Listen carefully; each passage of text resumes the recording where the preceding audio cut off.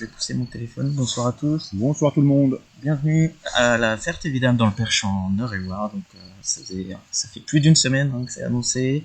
On a la chance d'être au sein de ce parc du château. Donc je remercie chaleureusement le conseil départemental d'Eure-et-Loir qui permet de faire ce live, mais aussi l'office des tourismes des forêts du Perche.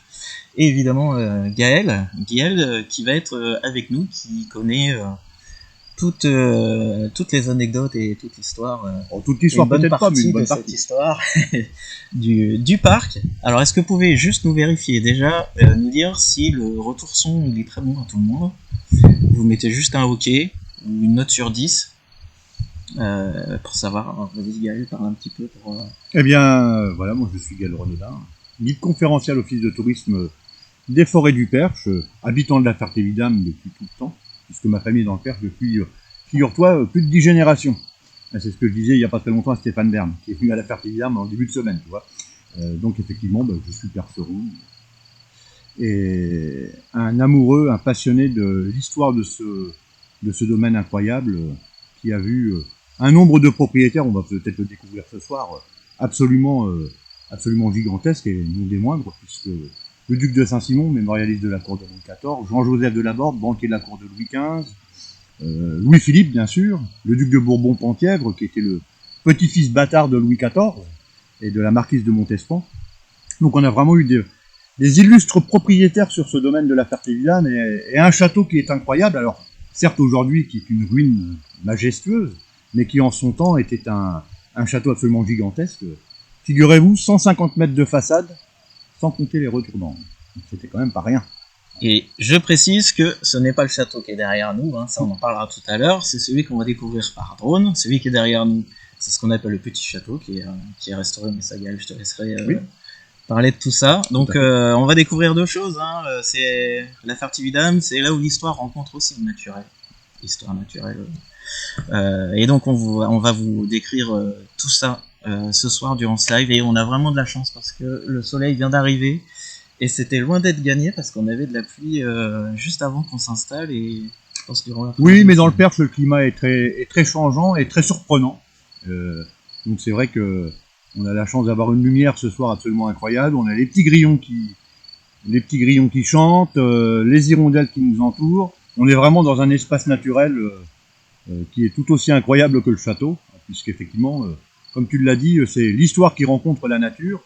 Et c'est tout le paradoxe du lieu, parce que c'est un lieu qui a été façonné par l'homme, mais où la nature est encore très présente, puisque, on l'évoquera peut-être ce soir, le parc de la Ferté-Vidame est classé espace naturel sensible. C'est l'un des ENS, on appelle ça un ENS, un des ENS les plus importants du département de l'Eure-et-Loir, puisqu'effectivement c'est le département, le conseil départemental qui gère ce site.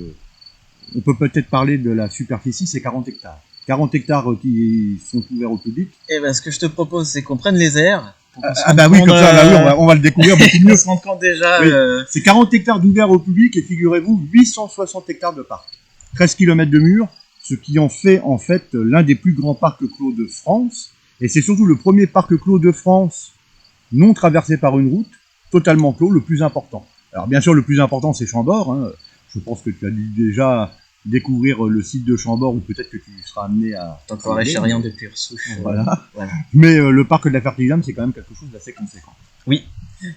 Et qui en jette. Alors, comme d'habitude, pour les personnes qui rejoignent le live, donc le concept, c'est qu'on va découvrir là aujourd'hui le domaine et le château de la Ferté-Vidame en direct avec des images par drone. Donc les images sont commentées par Gaël de l'office de tourisme et moi-même. Et comme d'habitude, ça se passe toujours en musique. Donc pour les personnes qui me suivent depuis le début, il y a des petites nouveautés, il y aura la séquence émotion, vous verrez avec des petits effets vidéo et des musiques qui rentrent bien, et j'ai rajouté des musiques à la playlist histoire que ce soit pas toujours redondant. Et bien je lance la musique, et justement Gaël, on va prendre de la hauteur. On va prendre de la hauteur pour découvrir effectivement ce site. Alors en sachant que la Ferté-Vidame, vous l'avez compris, il n'y a pas qu'un château, il y a deux châteaux. Alors ça c'est aussi quelque chose qui n'est pas tellement commun. Hop, j'ai fait mes petits réglages. On bascule sur la vue drone. Et On est parti. Donc on est juste là. Voilà, devant la façade sud des communs du château. Et puis en fait, communs du château qui ont été agrandis par Louis-Philippe Ier, roi des Français, notre dernier roi de France.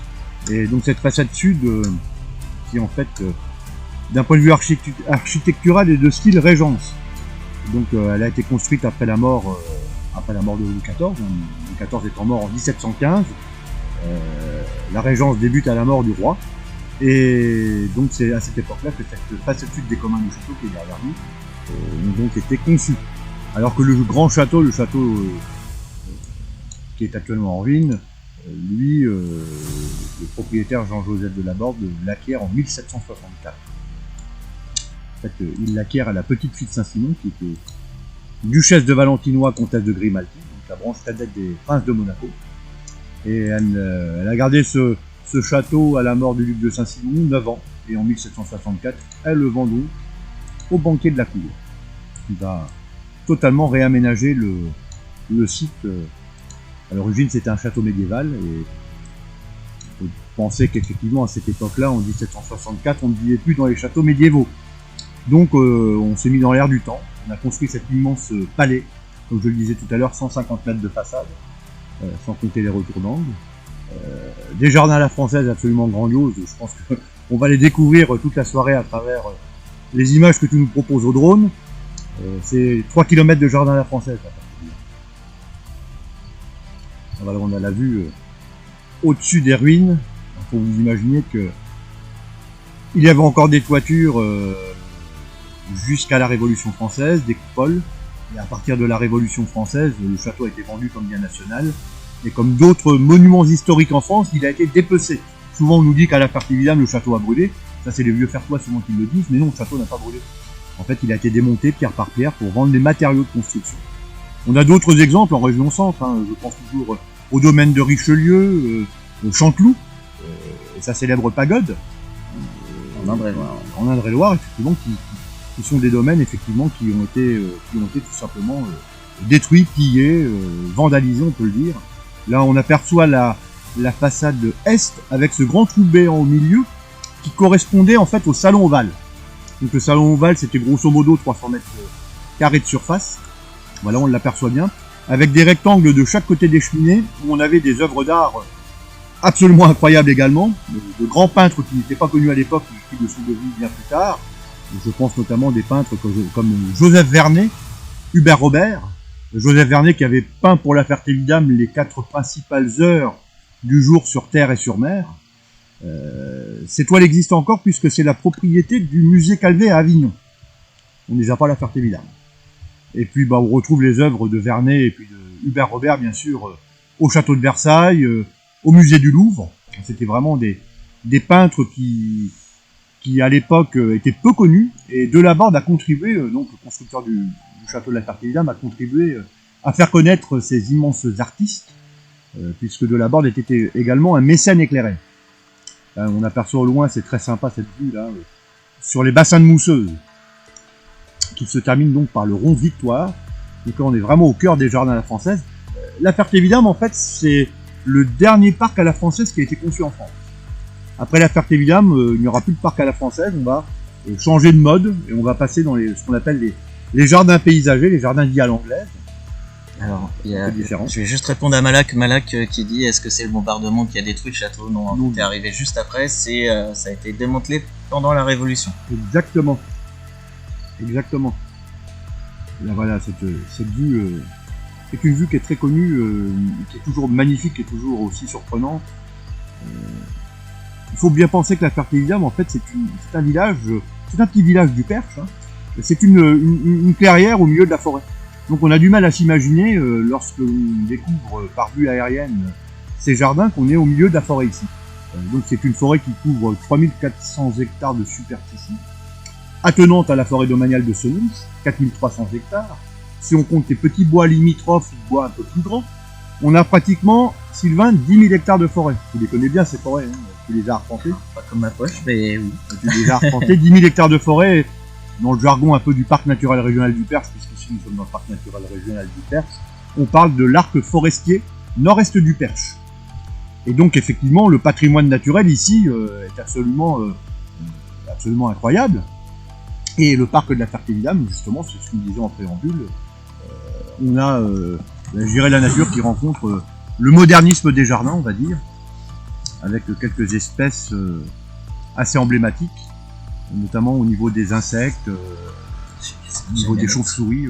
Ça c'est un domaine que tu connais bien. On l'abordera un petit peu plus tard. Je vais profiter du soleil pour essayer. Alors là, on a une petite vue sur la tour carrée qui est légèrement en bas. Voilà. Alors cette tour carrée, en fait, de la Borde avait gardé les deux tours visiblement qui étaient les tours du château médiéval. Et là, en fait, ce petit trognon de mur qu'il nous reste là, ça correspondait à la chapelle du château. Donc vous voyez qu'effectivement, il n'en reste pas grand-chose. Donc ces tours carrées avaient donné tout simplement l'ordonnancement du château de la Ferté-Vidame, qui est un ordonnancement qui n'est pas commun, puisque c'est un ordonnancement dit trapézoïdal. Il faut bien penser qu'à l'époque médiévale, ce château-là, le château était complètement différent. Ce château a entre autres appartenu en 1374 à Robert de Vendôme. Donc Robert de Vendôme qui était vidame de Chartres. Donc vidame de Chartres, ça veut dire qu'il avait pour mission, ce seigneur de la Ferté, de protéger le temporel des évêques, c'est-à-dire les biens terrestres des évêques. Et oui, au Moyen-Âge, on imagine mal des évêques qui vont porter les armes, et donc, comme on est dans une époque un peu tourmentée, eh bien, effectivement, on donne cette mission à un seigneur de protéger les terres de l'évêché, et c'est donc le vidame, le vice dominus, le vice-seigneur, et donc qui a Robert de Vendôme, donc vécu dans ce château médiéval qui était à l'époque entouré de 8 tours, de 12 en eau très profondes. Et ici, c'est des châteaux très particuliers que l'on a dans cette partie du territoire. On n'est pas sur des châteaux à éperon rocheux, comme on pourrait trouver notamment à Châteaudun, à Nogent-le-Rotrou. On est sur ce qu'on appelle des châteaux de plaine. C'était des châteaux qui étaient vraiment défendus par l'eau. L'eau est quasi omniprésente dans le parc. Et effectivement, c'est un ordonnancement assez particulier. Donc là, on a la façade ouest. Donc on imagine les équipages qui à l'époque traversaient la grande allée centrale, 1,5 km de long, pour se rendre dans le vestibule d'entrée. Et là nous apercevons également les canaux et les balustres. Donc on est vraiment dans l'esprit des jardins à la française. Avec sur notre gauche et notre droite deux étangs importants, qui sont donc à gauche le plan d'eau du bourg, et à droite, peut-être que tout à l'heure on aura d'autres vues, tout simplement, voilà l'étang du bourg ici, qui est rectangulaire, et nous avons sur notre droite le plan d'eau de Gautret, voilà le plan d'eau du miroir, qui est un petit peu plus sauvage que le plan d'eau du bourg, et on a déjà plus ou moins les prémices des jardins à la française. Des jardins paysagers, puisqu'en fait on a des îles au milieu de cet étang, et il y avait une chaussée, bon, qui aujourd'hui est recouverte d'eau, où on pouvait se rendre depuis la digue, jusqu'au milieu de l'île. Ça faisait partie des promenades divertissantes de l'époque. On est vraiment là dans les prémices déjà des jardins paysagers. N'hésitez pas à poser vos questions à Gaël.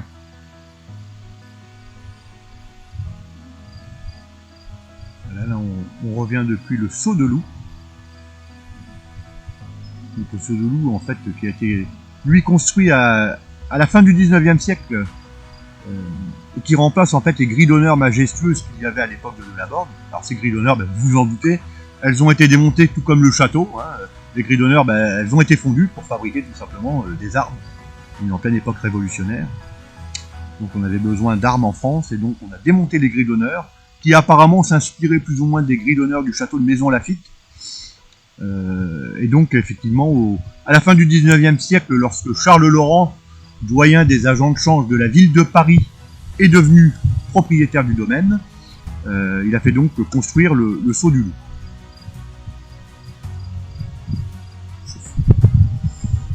Voilà. Et donc on va vous faire coucou. Pour les personnes qui nous rejoignent, évidemment, les images sont en direct. Et là on aperçoit le fronton triangulaire. Alors ce fronton triangulaire, au centre il y avait les armes de la Borde, bon, malheureusement qui ont été également martelées à la Révolution, ça c'était très commun. C'est la hache révolutionnaire comme on dit, et puis de part et d'autre de ces armes qui étaient donc au centre de ce fronton triangulaire, il y avait deux cornes d'abondance qui en fait représentaient les richesses de la Borde, à la fois les richesses terriennes et les richesses sur mer, Parce que Delaborde, outre le fait qu'il a été un grand propriétaire terrien, il est également propriétaire de bateaux de bateaux à Bordeaux. Hein, il avait sa propre flottille. Hein, propriétaire de terres dans les îles de Saint-Domingue. Donc il a fait richesse à la fois sur terre et sur mer. Hein, il était propriétaire de nombreuses terres et de nombreux villages autour de la Ferté. Et avait également fait construire un certain nombre de fermes, dites à l'époque les fermes modèles, dont l'une des plus importantes est la ferme de la Richardière, qui est donc située dans le parc du château. Et effectivement, on commençait déjà à parler un petit peu de modernisme agricole, c'était un peu l'esprit des physiocrates à l'époque, donc qui est une philosophie. On parlait de libéraliser le prix du grain. Et donc on a plus ou moins les prémices de ce qu'on pourrait appeler aujourd'hui les lycées agricoles.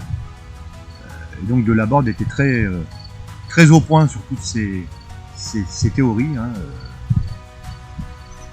Donc il avait à cœur, tout comme Saint-Simon avant lui, de faire fructifier les nombreuses terres qu'il avait autour du château. Il faut savoir que à l'époque le château employait beaucoup de monde. Alors souvent on a tendance, alors je vais répondre comme ça éventuellement aux questions que vous pourrez me poser, combien y avait-il de pièces dans le château de la Ferté-Vidame? Je n'en sais rien. Je suis bien incapable de vous répondre, mais croyez-moi, c'était particulièrement grandiose, puisque là on peut voir qu'il y a 3 niveaux, hein, 3 étages, sans compter les sous-sols. Et les sous-sols qui aujourd'hui sont habités. Tu le sais aussi bien que moi. Oui, on va en parler tout à l'heure. Il y a effectivement des habitants l'hiver dans les sous-sols. Alors c'est vrai que le département, il faut le reconnaître, a fait un travail énorme depuis les années 1990 sur ce domaine départemental de la Ferté-Vidame. Hein. Il en est le propriétaire, et donc gère le domaine, et on le découvrira au cours des différentes images que tu vas nous proposer. Ici, c'est une gestion un peu particulière. Alors souvent, les gens nous disent, bah oui, mais les jardins à la française, on ne les voit pas. Mais si, on les voit. Mais on a une gestion ici différenciée. C'est-à-dire que on laisse pousser l'herbe. Hein. Il n'y a aucun traitement qui est apporté dans le parc. Hein. Pas de traitement d'engrais, pas de traitement de fongicides, d'insecticides, d'herbicides ou de ce que vous voulez. Hein, c'est vraiment la nature telle qu'on peut la concevoir. Et en fait, on a une coupe raisonnée de l'herbe. Donc ce qui fait que fin juin, on va faire les foins dans le parc de la Ferté-Vidame. Et tous les parterres qu'on peut découvrir, en fait, c'est lié au fait que l'herbe n'est pas tondue. Et on va tondre de façon beaucoup plus rase les grandes perspectives, ce qui nous donne vraiment l'idée très exacte de ce qu'étaient ces jardins à la française. On appelle ça une gestion différenciée. Pourquoi gestion différenciée? C'est aussi la volonté du département de préserver les espèces sur le site naturel. Les sous-sols sont habités par qui, Malaka? Alors moi je dis qu'en général, ça je le dis aux enfants, les sous-sols sont habités par le monstre vert. Shrek? Le monstre vert avec qui j'ai la chance de prendre le thé. Je plaisante, mais effectivement les sous-sols sont habités. Et ça c'est Sylvain qui vous le dira tout à l'heure.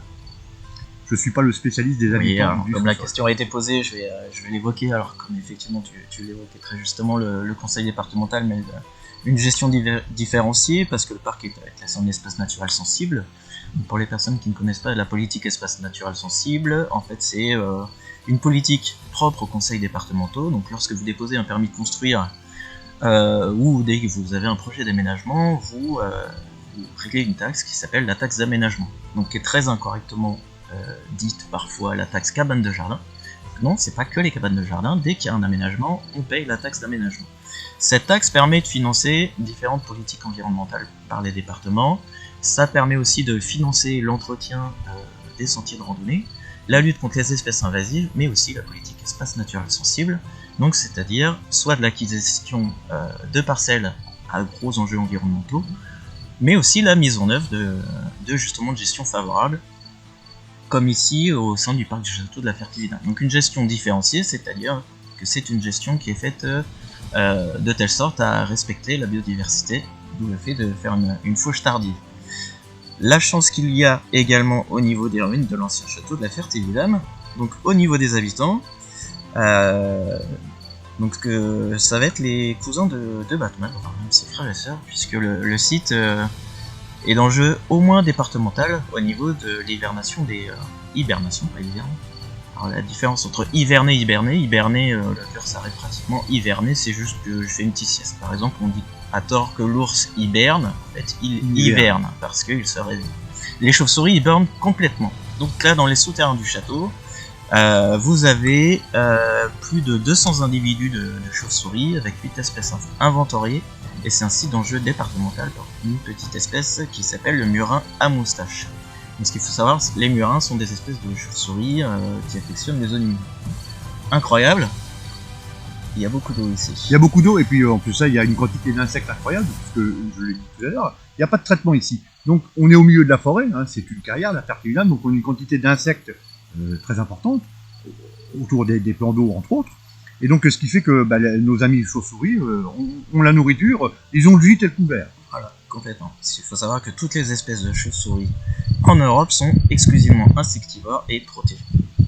Mais en plus de ça, comme il y a beaucoup d'arbres dans ce parc de la Fertilinam, les chauves-souris peuvent être aussi amenées tout simplement à vivre dans des cavités qu'il y a dans les vieux arbres. Hein.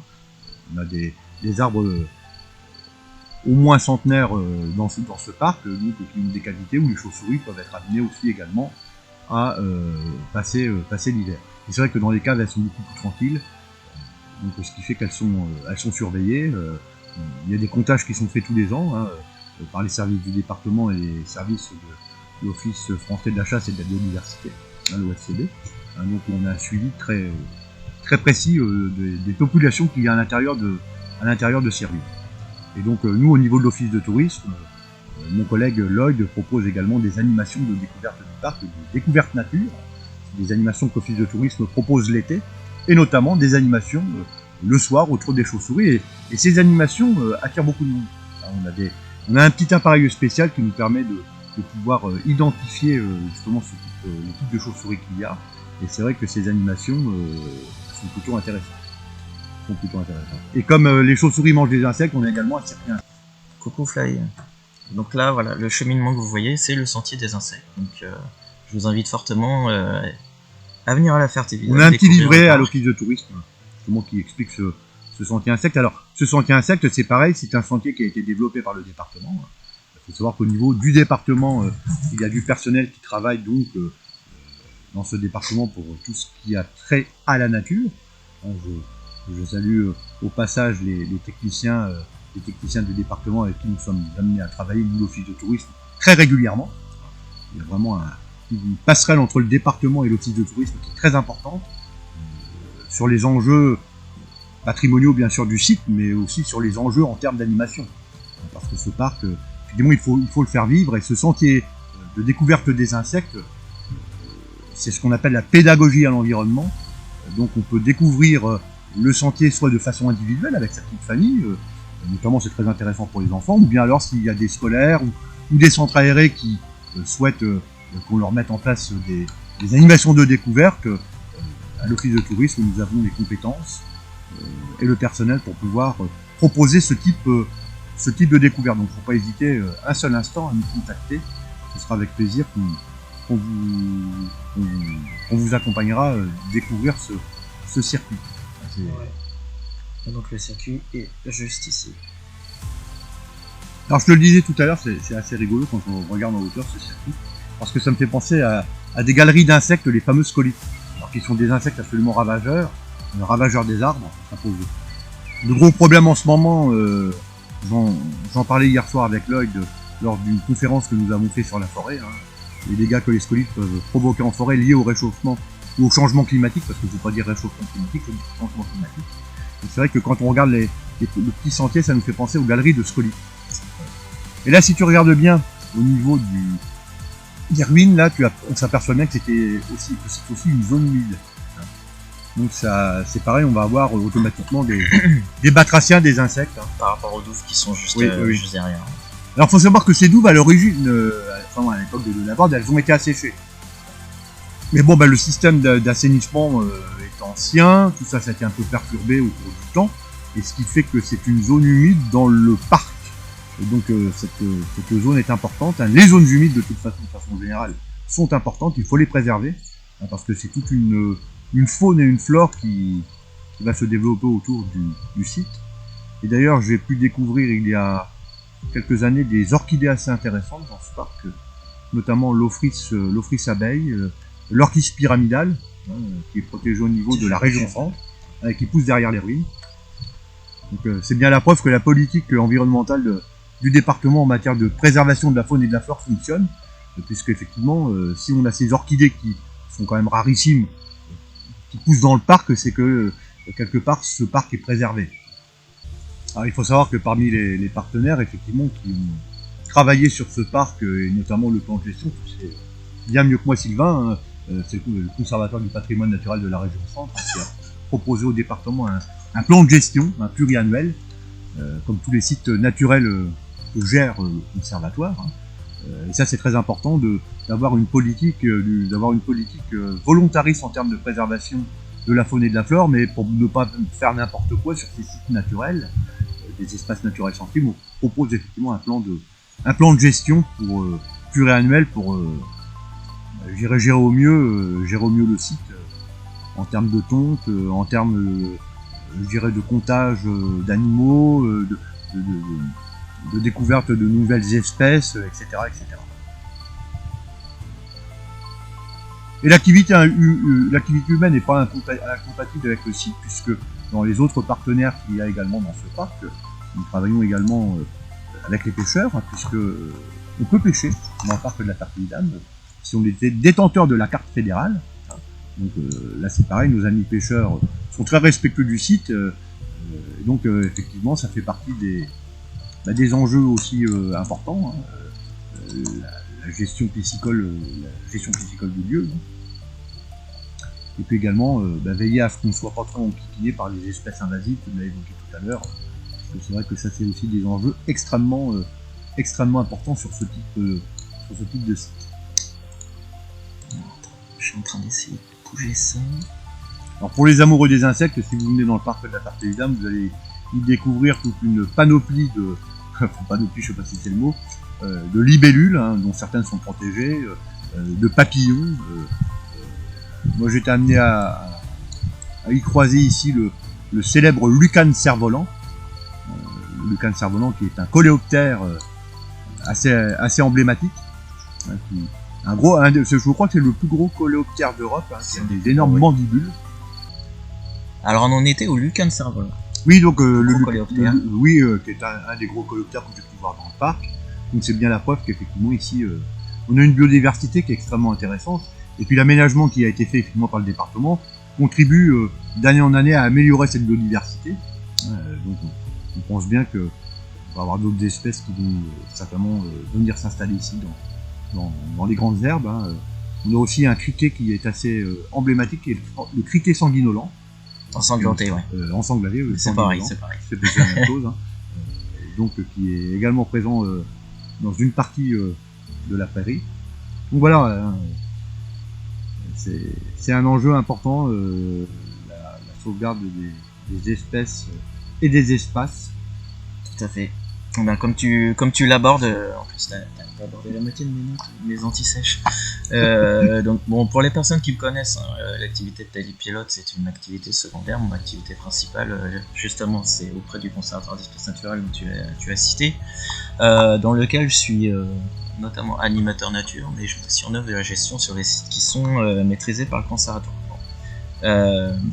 Avant, je faisais des animations avec toi, oui. Mais maintenant j'ai le nombre de sites augmentant, eh bien, il a fallu recruter et je suis maintenant sur un autre secteur. Donc j'étais obligé de prendre une anti-sèche. Donc, pour vous donner une petite idée, donc, comme tu le disais, la propriété du conseil départemental représente une 40aine d'hectares. Il y a une partie d'espace naturel sensible qui est propriété de la ville, donc la forêt des Mousseuses qu'on apercevra tout à l'heure de l'autre côté, qui est protégée au titre de Natura 2000, donc au niveau européen. Donc sur l'ensemble du site, on va retrouver 310 espèces de plantes différentes, donc 13 patrimoniales. Donc patrimoniales, ça veut dire qu'elles vont être soit rares, soit protégées au niveau régional. Pour ce qui est de la faune, donc la faune, c'est bien les animaux évidemment, nous avons 150 espèces d'inventariées, dont une vingtaine patrimoniales. Donc parmi elles, pas mal qui sont représentatives des zones humides. On peut citer notamment les amphibiens, donc les tritons, les grenouilles, les salamandres, puisqu'on est dans un boisement à Sphane, donc c'est-à-dire des grandes mousses. Je vais faire revenir le drone. Il y a aussi de grands enjeux au niveau des insectes, donc parmi eux tu l'as cité le criquet ensanglanté, donc qui fait partie d'un ordre qui s'appelle les arthoptères, ce qui est criquet et sauterelles. Ensuite concernant ce qu'on appelle les... non mais je suis encore en restriction. Les odonates, ce sont les libellules et demoiselles, on a 3 espèces, donc la grandèche, l'agrillon nain, ainsi que... non il y en a que 2 pardon. Et le criquet ensanglanté, donc le criquet ensanglanté qui est un criquet que je l'ai cité déjà. Et il y a aussi des enjeux au niveau des papillons, parce que comme il y a énormément d'herbes et d'espèces végétales différentes, on a aussi une grande diversité de papillons, notamment le petit collier argenté et le zygène du cygne. Donc les zygènes, c'est des papillons de nuit, mais qui ont des morses diurnes. C'est les seuls papillons de nuit qu'en fait on va retrouver de jour. Donc voilà pour ce qui est des enjeux. Je te redonne la main le temps que je pose, Gaël, et puis après je parlerai de la flore, notamment. Bon, je me suis foiré. Notamment la flore des temps.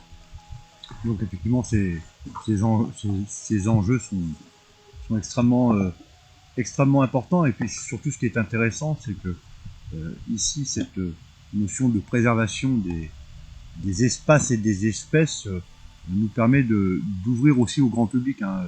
La nature n'étant... là, en l'occurrence, on va l'ouvrir au public. Je l'évoquais tout à l'heure à travers le sentier des insectes, hein, on peut faire de différentes animations.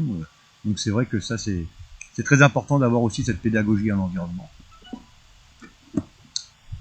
On reçoit de plus en plus de monde dans ce parc, et donc d'expliquer aux gens un petit peu la manière dont on doit se comporter fait partie aussi de la préservation du site, hein. C'est un petit peu comme en forêt, hein.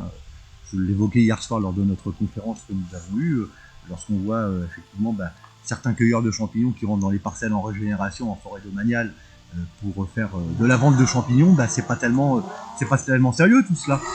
Donc là, c'est pareil, on a vraiment cette pédagogie, hein, cette volonté d'expliquer aux gens ces enjeux patrimoniaux, et puis ce que réalise le conseil départemental.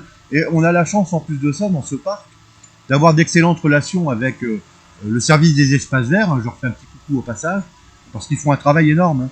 Le travail d'entretien de ce parc, c'est un travail de tous les jours, hein, à la fois de surveillance.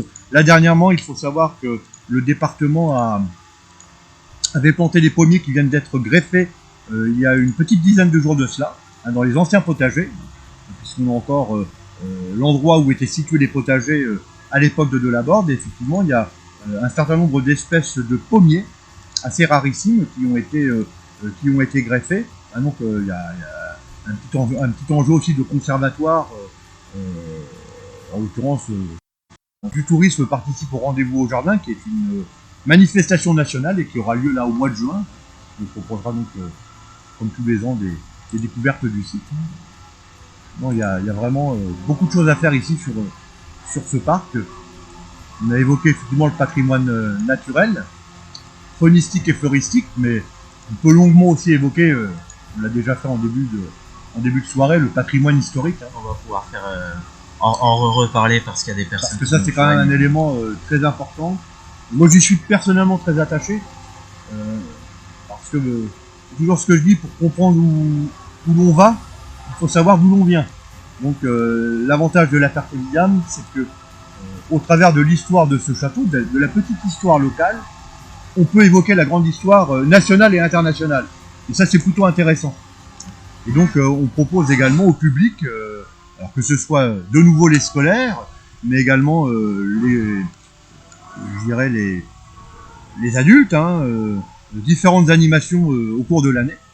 Alors des animations de découverte du parc qui ont lieu principalement en juillet et en août, notamment le dimanche et le mercredi, hein, où je propose effectivement de découvrir l'histoire de ce site. On propose effectivement d'évoquer les différents propriétaires, d'évoquer l'évolution du château. Et comme je le disais, effectivement, c'est la petite histoire qui rejoint la grande histoire. Et souvent, c'est vrai que la grande histoire, ça plaît pas aux plus jeunes. Mais c'est ce que je dis, si on veut faire en sorte que les jeunes soient amoureux de l'histoire, de leur histoire, faut parler de la petite histoire locale. Parce que quand on parle de la petite histoire locale, des petites anecdotes qu'il y a ici sur ce site de la Ferté-Vidame, on intéresse les gens à la grande histoire. Moi, je ne retiens pas les dates. À part 1789 et 1515. Et puis, je dirais que les dates, à la limite, c'est pas le plus important. Ce qui est surtout le plus important, c'est de savoir pourquoi on a ce patrimoine aussi riche dans nos départements, dans nos communes en France. Hein.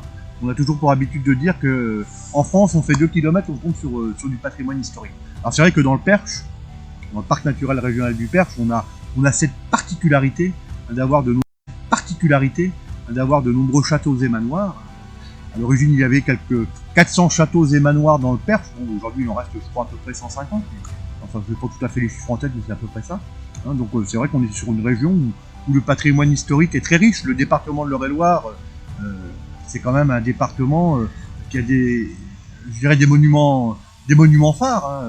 Bien sûr, le château de la Ferté-Vidame, le château de Maintenon, le château des Comtes du Perche à Nogent-le-Rotrou, la chapelle royale de Dreux, la cathédrale de Chartres, monument phare, bien sûr inscrite au patrimoine mondial de l'UNESCO. Toutes les vallées du sud du département, la vallée de la Cogny, la vallée de l'Aigre, patrimoine naturel, patrimoine historique également. Donc c'est vrai que le département de l'Eure-et-Loire, à ce niveau-là, on a vraiment un patrimoine absolument incroyable avec quelques grands noms de l'histoire. Hein.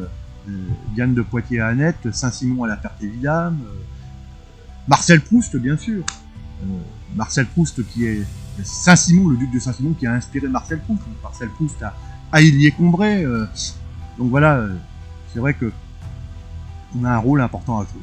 On a un rôle important à jouer, nous autres, les offices de tourisme, les animateurs du conservatoire, tout ce qui est de la faune et de la flore. Ouais, ce patrimoine, c'est quand même quelque chose d'exceptionnel. C'est quelque chose d'exceptionnel. Et on a vraiment de la chance avec la météo. Oui. Même si ça s'est couvert. D'autant plus qu'hier soir, il y avait de l'orage. Mais ceci étant, le parc de la Ferté-Vidame sous l'orage, c'est très joli aussi. Mais bon... Moins par drone. Moins par drone, oui. Après, si on veut du spectaculaire, oui. Oui. Alors, avez-vous des questions pour Gaël? N'hésitez pas. Et merci à tout le monde pour les soutiens. Donc effectivement, je pense que c'était les bordeaux de logo qui coinçaient. Là, on aperçoit bien les canaux. Hein. Voilà, et puis vraiment toutes ces... jardin à la française, rectiligne, symétrie... Le grand spécialiste des jardins à la française étant bien sûr, comme tout le monde le sait, le nôtre. Alors le nôtre n'est pas intervenu à la Ferté-Vidame. Hein. En 4 ou 5 ans, l'actuel château. Il faut bien imaginer que Delaborde était un urbaniste éclairé, je l'ai dit, et on n'a pas fait qu'aménager le parc de la Ferté-Vidame, on a également aménagé le village. Ce village de la Ferté-Vidame que je vous invite à découvrir, hein, pour ceux qui ne le connaissent pas. Delaborde a fait ouvrir la grande rue centrale. Alors moi je suis un petit peu chauvin. Hein. J'ai toujours pour habitude de dire que la plus belle avenue du monde c'est les Champs-Élysées et la plus grande rue au monde c'est la rue Delaborde à la Ferté-Vidame, 13 km de long. Elle est dans l'axe de la Tour de la Madeleine à Verneuil-sur-Avre. On limite ici du département de l'Eure et de l'Eure-et-Loire.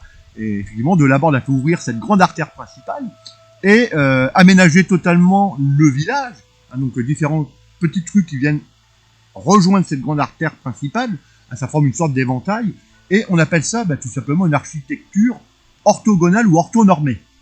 Donc c'est l'urbanisation du village, hein, donc vraiment typique du XVIIIe siècle.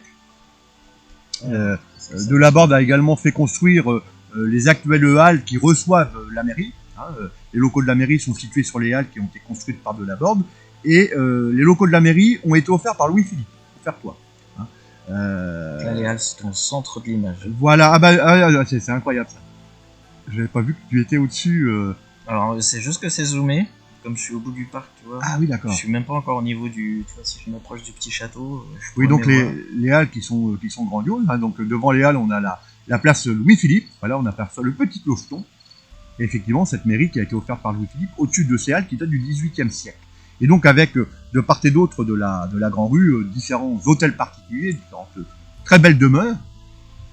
D'ailleurs, il y a un inventaire qui est actuellement en cours, réalisé par le Parc naturel régional du Perche, inventaire donc du patrimoine architectural de de la commune. Là, on aperçoit ici donc les communs du château. Alors, particularité, effectivement, on a 2 châteaux à la Ferté-Vidame.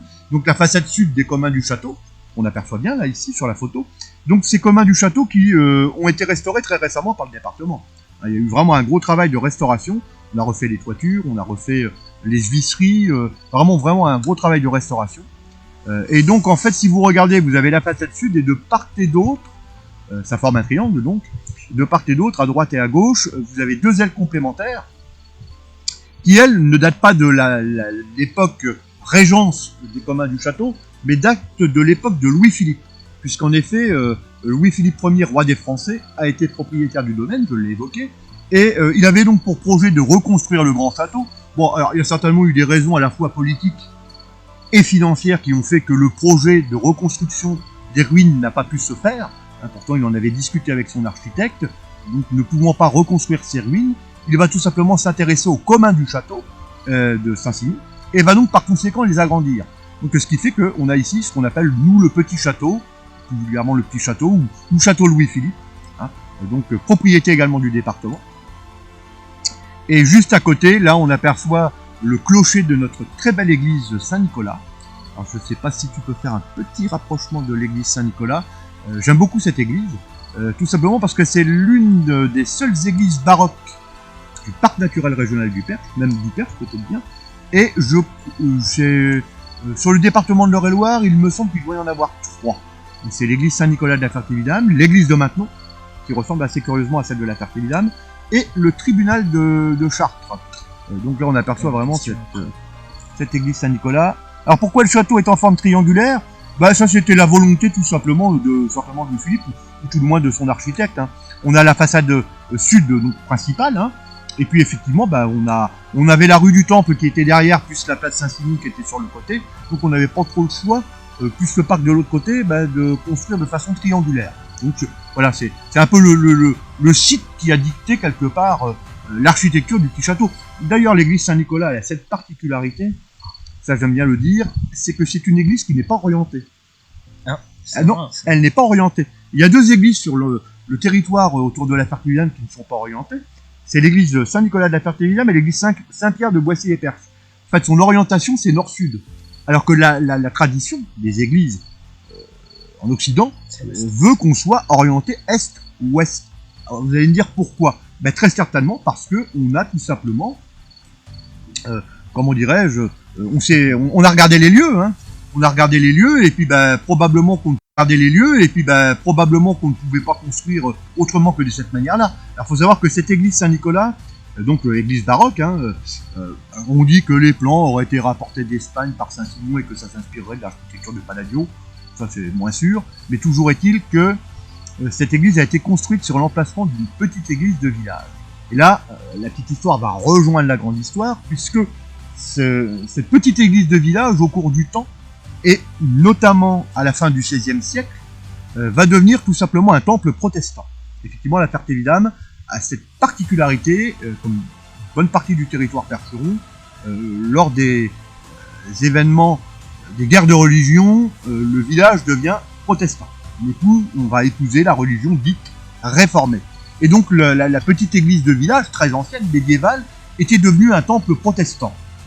Et lorsque le duc Claude de Saint-Simon, le papa du célèbre mémorialiste, devient propriétaire de la Ferté-Vidame en 1632, il sera fait duc et pair de France par Louis XIII en 1735, et bien lorsqu'ils deviennent propriétaires du site, lorsque Claude devient propriétaire du site, il va raser le temple protestant, ou quelque part pour faire plaisir à Louis XIII certainement, et construire à la place cette église baroque. Donc cette église baroque a été construite sur l'emplacement d'un temple protestant. Et on a la preuve du protestantisme à la Ferté-Vidame, parce que si tu prends un petit peu de la hauteur avec le drone, et que tu reviens un petit peu au niveau des ruines, on s'aperçoit derrière qu'il y a donc des parcelles de terre qui appartiennent à l'ancien site Stellantis, et au niveau un petit peu à droite de l'étang du bourg, on a donc des parcelles de terre, et une parcelle de terre qui s'appelle le cimetière des Huguenots, donc qui atteste bien qu'il y avait... voilà, c'est dans cette zone-là.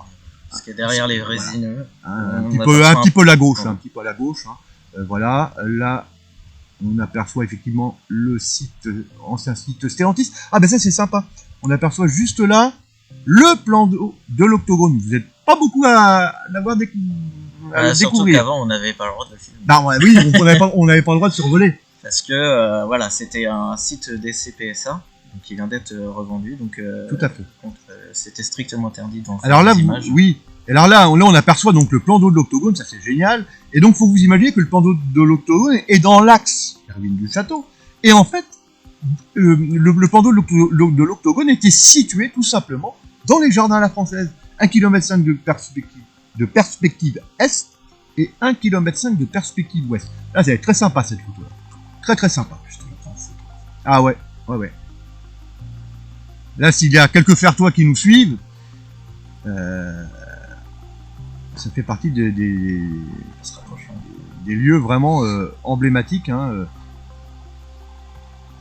Parce qu'en fait, le site de PSA, hein, ils avaient reproduit des tronçons d'autoroute, des chemins de terre pour faire les essais des voitures. Oui, tout à fait. Ici, il faut savoir qu'on est sur le site emblématique de Citroën, puisque en 1935, on va revenir un petit peu sur l'histoire de Citroën, 1935, André Citroën donc est obligé de céder son entreprise, hein, il a fait faillite. Hein. On savait qu'il y avait une technologie qu'on maîtrisait parfaitement, technologie automobile. Hein. Citroën fait partie des grandes entreprises internationales au niveau de l'automobile et on ne voulait pas perdre ce savoir-faire français. Donc Citroën lui a été obligé de quitter son entreprise et en fait le principal actionnaire qui a repris l'entreprise c'est Michelin. Et Citroën en 1935 avait ce projet de construire proche de Paris en fait tout simplement un centre d'essai automobile, un petit peu caché, un petit peu secret. Malheureusement André Citroën ne verra pas le projet se réaliser puisqu'il meurt en 1935. Il meurt d'un cancer de l'estomac. Et donc c'est la société en fait quelque part Michelin qui reprend la société Citroën et c'est Michelin qui va réaliser ce fameux centre d'essai. Et donc en 1938 le centre d'essai est donc réalisé à La Ferté-Vidame et c'est quand même sur ce site de La Ferté-Vidame que l'emblématique TPV va être essayé. Alors si je vous pose la question, chers amis, qu'est-ce que c'est que le projet TPV? Y a-t-il des personnes qui savent ce que c'est que le projet TPV? Alors déjà, je peux dire très petite voiture. C'est ce que ça veut dire. C'est très petite, c'est pas t'as pas vu. Non, très petite voiture. Alors chez Citroën, qu'est-ce que c'est que la TPV? La très petite voiture à votre avis? La Twingo? Ah non, c'est pas la Twingo, non. Non, c'est pas la Twingo, non, certainement pas. La Twingo, ce sera chez Renault et bien des années plus tard. Non, chez Citroën, la voiture emblématique de Citroën. La DS? Ah non. C'est une voiture, on pouvait y mettre un panier avec des œufs, il fallait qu'on puisse y mettre les commissions. Le C15? Que la voiture puisse être conduite par une femme. Alors ça m'a toujours un peu choqué, parce que ça faisait partie du projet. Il fallait que les femmes soient capables de conduire la voiture. Une voiture qui ne se retourne pas. Ah, il y a la 2 chevaux. Ah bah voilà, bravo. Alors, qui a répondu? Alors, on a Ben, on a Maminat, ah oui, contestation, je conteste. Ah bah voilà. Bravo l'Hermine, bravo Sandrine, l'équilibre. C'est la 2 chevaux. Les prototypes de 2 chevaux ont été essayés à La Ferté-Vidame, et figurez-vous qu'en 1939, effectivement, on a le deuxième conflit mondial, et donc les fameux prototypes vont être cachés. Ils vont être cachés dans des granges de la ferme de la Richardière, que j'ai évoqué tout à l'heure, qui est située donc dans le centre d'essai, et on les redécouvrira dans les années 90, me semble-t-il, et on a redécouvert ces prototypes de 2 chevaux. Alors, la manivelle, oui, elle avait une manivelle et puis elle avait un seul phare à l'avant, qui était au centre de la calandre. C'est une sorte de cyclone.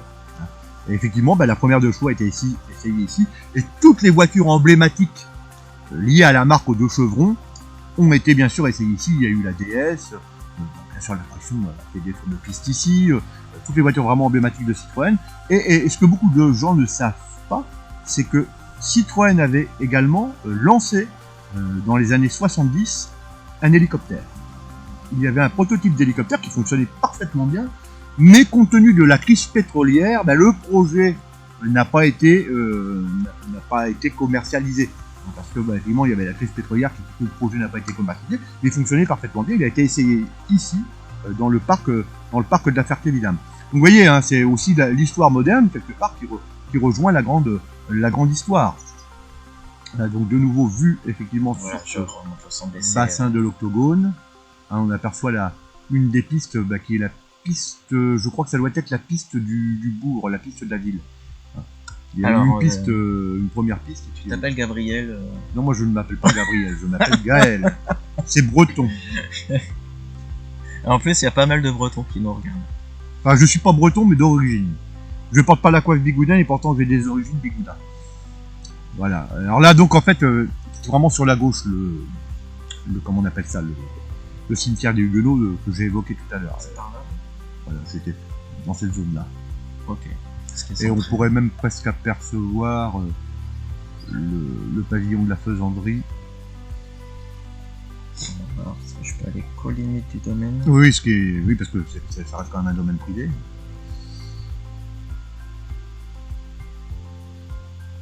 Là, on voit vraiment que le village est complètement intégré dans son parc. Pavillon, on verra pas. Non, on le verra pas. Trop marrant. C'est vrai que là, c'est une belle, très très belle vue. Donc là, la vue sur le plan d'eau du miroir avec son île au milieu. Et il faut savoir qu'il y a d'autres étangs à l'intérieur du parc. Il faut savoir que le parc il est classé effectivement Natura 2000. Natura 2000, ouais. Donc ça veut dire qu'il y a un intérêt aussi, bien sûr, qui est indéniable. Hein. Ça a toujours été extrêmement bien géré à l'intérieur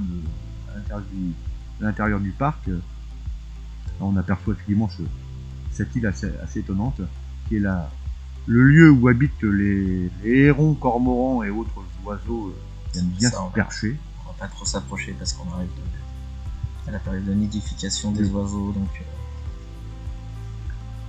Et j'ai récemment un habitant de la Ferté-Vidame, pas plus tard que lundi, lorsque nous avons reçu Stéphane Bern, et il me l'a montré, je l'ai vu, sur les ruines. On a un canard colvert qui tous les matins se perche sur les ruines. D'accord, parce que... C'est pas commun de voir des canards qui se perchent. Bah non. Ah bien, on a un canard colvert à la Ferté-Vidame qui se perche sur les ruines. Quand je suis venu, c'est le faucon cresserelle. Oui, alors ça, les faucons cresserelles ont toujours niché à l'intérieur des ruines, et on a même quelquefois des chouettes effraies qui nichent à l'intérieur.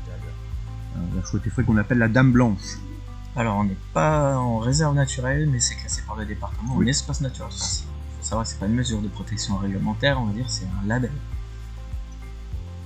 Pour autant, on est sur un territoire où il y a une partie qui est classée en Natura 2000, donc là par contre c'est protection réglementaire, mais au sein du parc il y a aussi des espèces faunistiques et floristiques qui, elles, individuellement, sont protégées.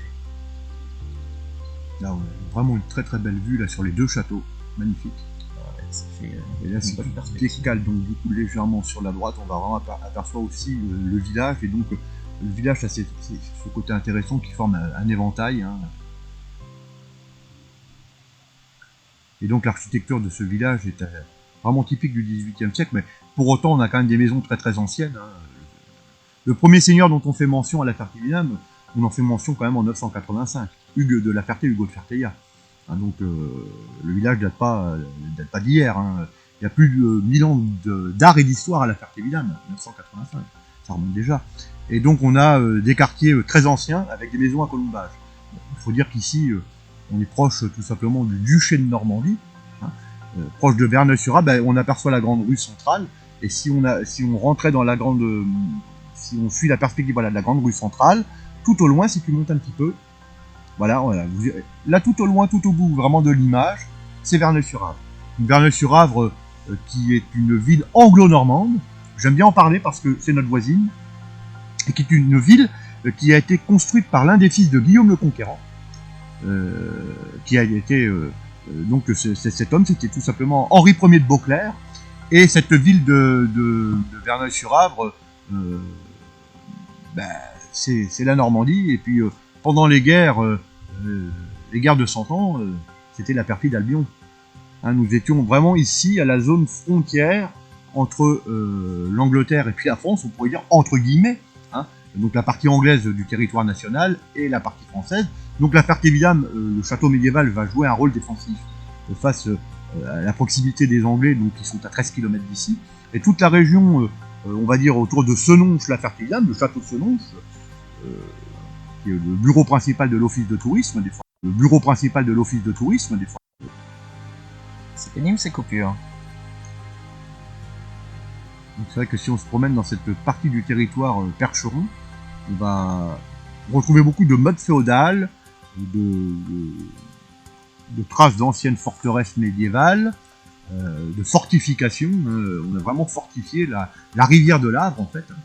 Autre magnifique joyau naturel. À quelqu'un qui nous dit, on remonte dans le temps, voir, et oui, on peut remonter le temps à la Ferté-Vidame, effectivement, en 985. Et aujourd'hui, il y a quand même quelques siècles qui se sont écoulés depuis. Voilà, une très belle vue sur le salon ovale que maintenant nous commençons à connaître. Hein.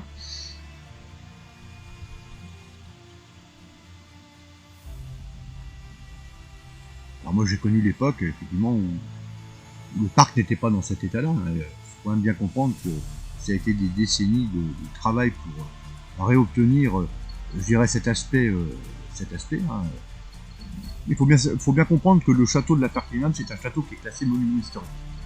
Alors souvent d'ailleurs, on a des visiteurs, ça peut se comprendre, qui nous disent « Mais quand est-ce que vous allez reconstruire le château en ruine de la Ferté-Vidame ?» Eh bien non, on ne reconstruira pas le château en ruine de la Ferté-Vidame. Alors non pas qu'on ne pourrait pas. Techniquement, aujourd'hui, on sait faire. On pourrait le faire. Financièrement parlant, ça c'est un autre débat. Je ne suis pas persuadé qu'aujourd'hui ce soit tellement dans l'air du temps. Mais c'est surtout que d'un point de vue historique, il faut bien comprendre que ce château de la Ferté-Vidame, qui est donc une ruine, vous l'avez découvert, c'est un témoin. C'est un témoin de l'histoire. Et je crois qu'il est important que nous gardions aussi à l'esprit d'avoir quelques témoins pour les générations futures. Alors souvent les gens nous disent oui mais c'est bien gentil, mais laisser une ruine comme ça, c'est pas normal. Ben, si, c'est normal. Elle témoigne en fait tout simplement des événements qui ont fait suite à la Révolution française, parce que le château a surtout été démonté pendant la période 1793-1794, qui correspond à la Terreur. Donc la Terreur, c'est pas les heures de gloire de la France, on peut le dire. La Terreur, c'est l'époque où la guillotine fonctionnait très très bien. Donc il faut que ça reste un témoin pour les générations futures. Et souvent, moi, je me plais à citer deux exemples pour que les gens comprennent pourquoi on ne peut pas, en matière de monuments historiques ou de ruines, faire n'importe quoi. Deux exemples. Celui du village de Perthes-les-Hurlus, où mon arrière-grand-père est mort pendant la guerre de 14-18. Ce village a été rasé. On aurait très bien pu reconstruire le village. Et ça veut dire qu'en reconstruisant ce village, on n'avait plus le témoin de ce qui s'est passé pendant 14-18. Et puis, autre exemple très très connu, auquel les Français sont particulièrement attachés, c'est le village de Radour-sur-Glane. On aurait très bien pu effectivement reconstruire le village de Radour-sur-Glane. Et ça veut dire que le témoignage de Radour-sur-Glane aurait disparu pour les générations futures. Et ça, c'est important de bien comprendre. Donc, en matière de restauration de ruines, on ne peut pas faire n'importe quoi, et il faut aussi préserver une page de notre histoire, qu'elle soit glorieuse ou pas glorieuse. On n'est pas là pour la juger. Hein, on est là, moi je suis un passeur d'histoire, je ne suis pas là pour juger l'histoire. Je pense que quelque part ces ruines doivent être aussi un témoin. C'est un témoin extrêmement important. Même si effectivement je vous raconte la petite histoire locale, ça reste quand même la grande histoire nationale. Et puis c'est vrai que ces ruines sont magnifiques le jour, mais il faut les découvrir lorsqu'elles sont illuminées le samedi soir. C'est un aspect complètement différent. On a vraiment l'impression que ces ruines sont habitées. Par les chauves-souris. Par les chauves-souris. Donc effectivement, ruines classées monument historique, façade sud des communs du château classé monument historique, église Saint-Nicolas classé monument historique, et puis j'aurais pu vous parler également d'un autre lieu emblématique de notre commune, la Ferté-Vidame, qui est à 5 km. Alors c'est vrai que si on prenait les ruines on faisait un petit demi-tour à côté ouest. Je vais changer de batterie, on va le faire. Voilà, on pourra le faire. On traverse la forêt de la Ferté-Vidame. Alors on va pas le faire avec le drone. Ah non. Parce qu'il va peut-être pas arriver au bout. Non, et puis il faut que je le garde à vue. Il faut le garder à vue, voilà. Si on prend dans l'autre sens, du côté ouest, on traverse la forêt de la Ferté-Vidame pour aboutir dans un petit hameau auquel moi je suis très très attaché, qui est à 5 km d'ici, qui est le hameau de Réveillon. Et donc Réveillon, on a un joyau architectural absolument incroyable, qui est une petite chapelle, alors on dit la chapelle de Réveillon, en fait, qui était l'église paroissiale du village de Réveillon. Hein. Et cette église a une particularité, je ne sais pas si tu la connais, c'est qu'elle contient des peintures murales du XVIe siècle à l'intérieur et sur la totalité des murs. Et ça fait vraiment partie des grands joyaux architecturaux de notre commune. Donc cette chapelle de Réveillon, située donc à 5 km, lorsqu'on prend la perspective ouest des jardins, vous traversez la forêt, et pour aboutir dans ce hameau de Réveillon. Donc ce petit hameau, c'était un village à part entière jusqu'au 19e siècle. Au 19e siècle, le village a été annexé dans un premier temps à la commune de la Chapelle-Fortin, puis après, tout simplement, à la commune de la Ferté-Vidame. Et là, on est vraiment à la limite de deux départements, de deux régions, à savoir le département de l'Orne, donc la région Normandie, et le département de l'Eure-et-Loire, la région Centre-Val de Loire. Parce que, oui, ici, il ne faut pas oublier que nous sommes à la croisée des chemins, frontalier donc avec le département de l'Eure, région Normandie, anciennement Haute-Normandie, et le département de l'Orne, anciennement Basse-Normandie. Ça, c'est la particularité, effectivement, aussi du parc naturel régional du Perche, qui est d'être à cheval sur plusieurs départements. Donc l'Eure-et-Loire, l'Orne, et puis le Perche de façon beaucoup plus générale, une petite partie du Loir-et-Cher, et également la Sarthe. Et donc on va aller voir la suite de la perspective. Jusqu'à la limite. Je vais aller jusqu'au bout, ouais. Parce que j'ai vu qu'on l'a. Comme ça, vous allez pouvoir suivre la distance qu'il y a. Tu pourrais presque faire partir ton drone depuis de l'autre côté. Ouais, bah je vais faire ça. Là voilà, et puis il passe au-dessus de nous pour aller jusqu'au Saut du Loup, là où étaient situées les grilles d'honneur du château. Ça va vous donner une idée de cette perspective absolument incroyable. Il y a quelques années de cela, j'avais reçu le directeur des monuments historiques de la région Centre, et qui nous disait, ici, les perspectives sont absolument incroyables, la vision sur le ciel est absolument grandiose. Ouais. Et c'est vrai que là, vous allez vous en rendre compte. Je retourne tout au bout, en limite avec l'ancien parc d'essai André Citroën. Voilà, donc là, vous allez comme ça pouvoir suivre vraiment la longueur de la perspective, et vous rendre compte de la taille de cette simple perspective, là du coup est-ouest, mais c'est une petite partie de la perspective. Parce que je rappelle que les jardins à la française, c'est 3 km de jardins à la française. Et donc vous allez nous apercevoir en cours de route, on est parti. Le drone va passer au-dessus de nos têtes. Oui. Voilà, regardez bien un petit peu la longueur du parc, en sachant que les jardins à la française se terminent par les deux bassins de mousseuses que nous apercevons au loin, et on s'en rapproche. Voilà. Donc là, vous voyez deux personnes près du rond, c'est nous. Voilà. Et vous avez ici les deux plans d'eau, donc. Bon, et ben encore.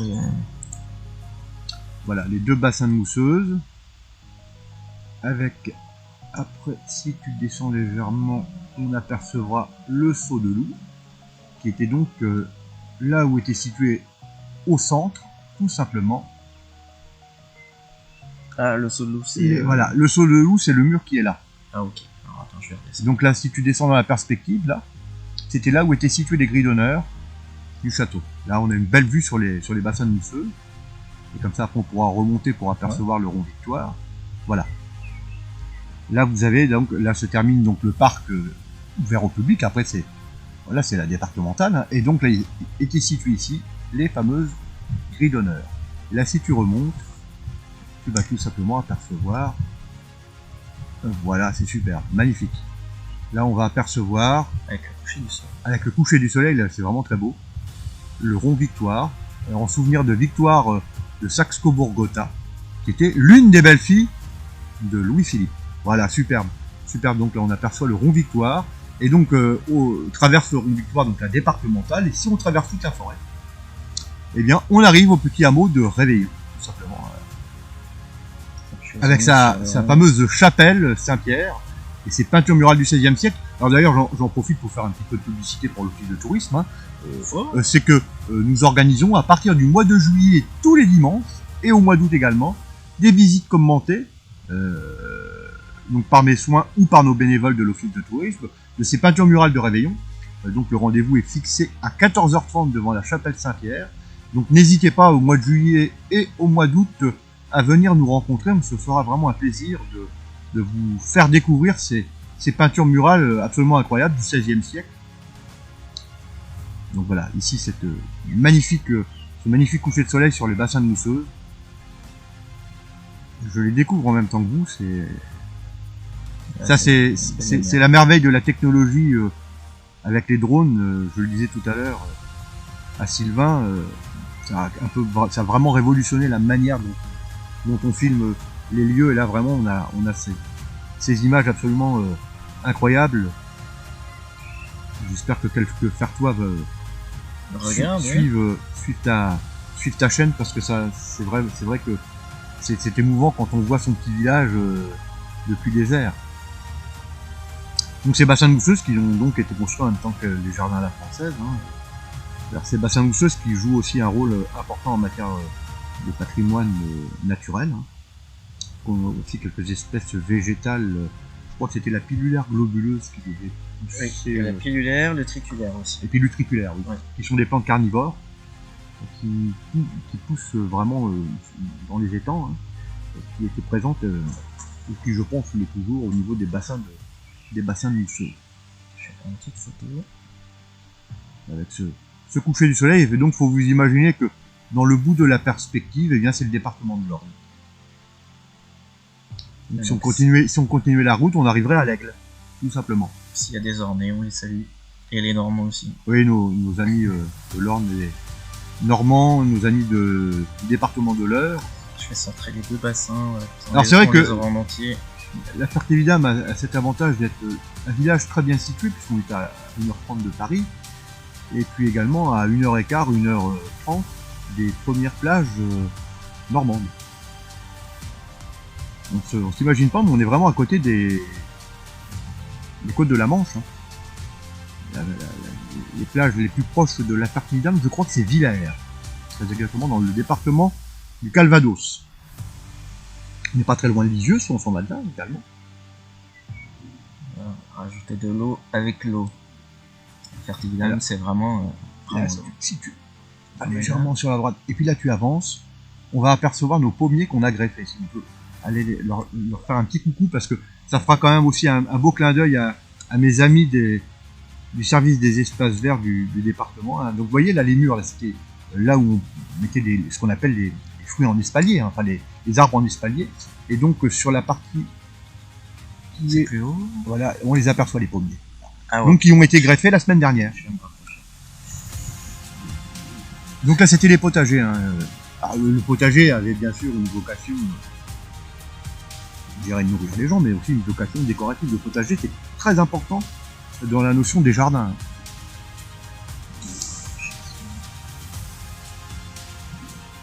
Voilà, on aperçoit ces fameux murs qui recevaient les arbres en espalier, et donc ces arbres qui ont été greffés. Donc c'est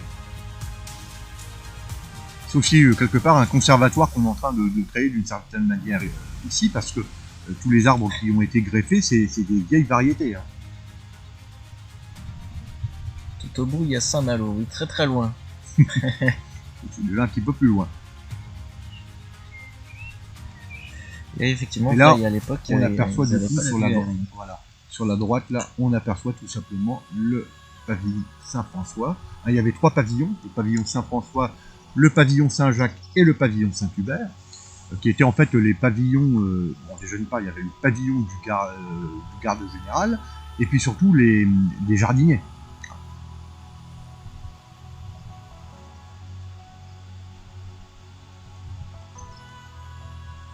Il faut quand même s'imaginer que ce parc est entouré de 13 km de murs. C'est quand même pas rien. On a le soleil qui revient. Vraiment joli encore. Superbe vue sur ces bassins de mousseuses. Alors le bassin qui est à gauche, on peut y pêcher. Alors, nous avons une petite société de pêche à la Ferté-Vidame qui permet, je dirais, à nos amis pêcheurs de pouvoir s'adonner à leur plaisir de la pêche. Donc sur l'étang qui est à gauche. Donc on a 3 sites de pêche à la Ferté-Vidame. Donc l'un des bassins de mousseuses et le plan d'eau du Miroir et le plan d'eau du Bourg à l'intérieur du parc. Alors regardez bien l'idée qu'on se fait des jardins à la française avec cette forme de croix qu'on va retrouver aussi dans le parc de Versailles. Il y a toute une symbolique derrière ça. Alors j'ai très peu évoqué Saint-Simon. Ah, Saint-Simon qui... On a le soleil carrément. Le soleil qui nous fait un petit coup. Wow. Saint-Simon qui était le mémorialiste de la cour de Louis XIV et de la régence du jeune Louis XV. Donc il a écrit ses mémoires ici à la Ferté-Vidame. Alors il disait à l'époque sa seule demeure bâtie. Bon, faut savoir que Saint-Simon a vécu surtout entre Versailles et la Ferté-Vidame. Hein. Il avait son propre appartement au château de Versailles. Hein, il a donc pu, je dirais, s'adonner au plaisir de prendre des notes à l'intérieur du château. Et surtout, quand on arrive à l'âge de raison, vers 50 ans, hein, il a tout simplement, je dirais, repris toutes ses notes pour écrire les mémoires.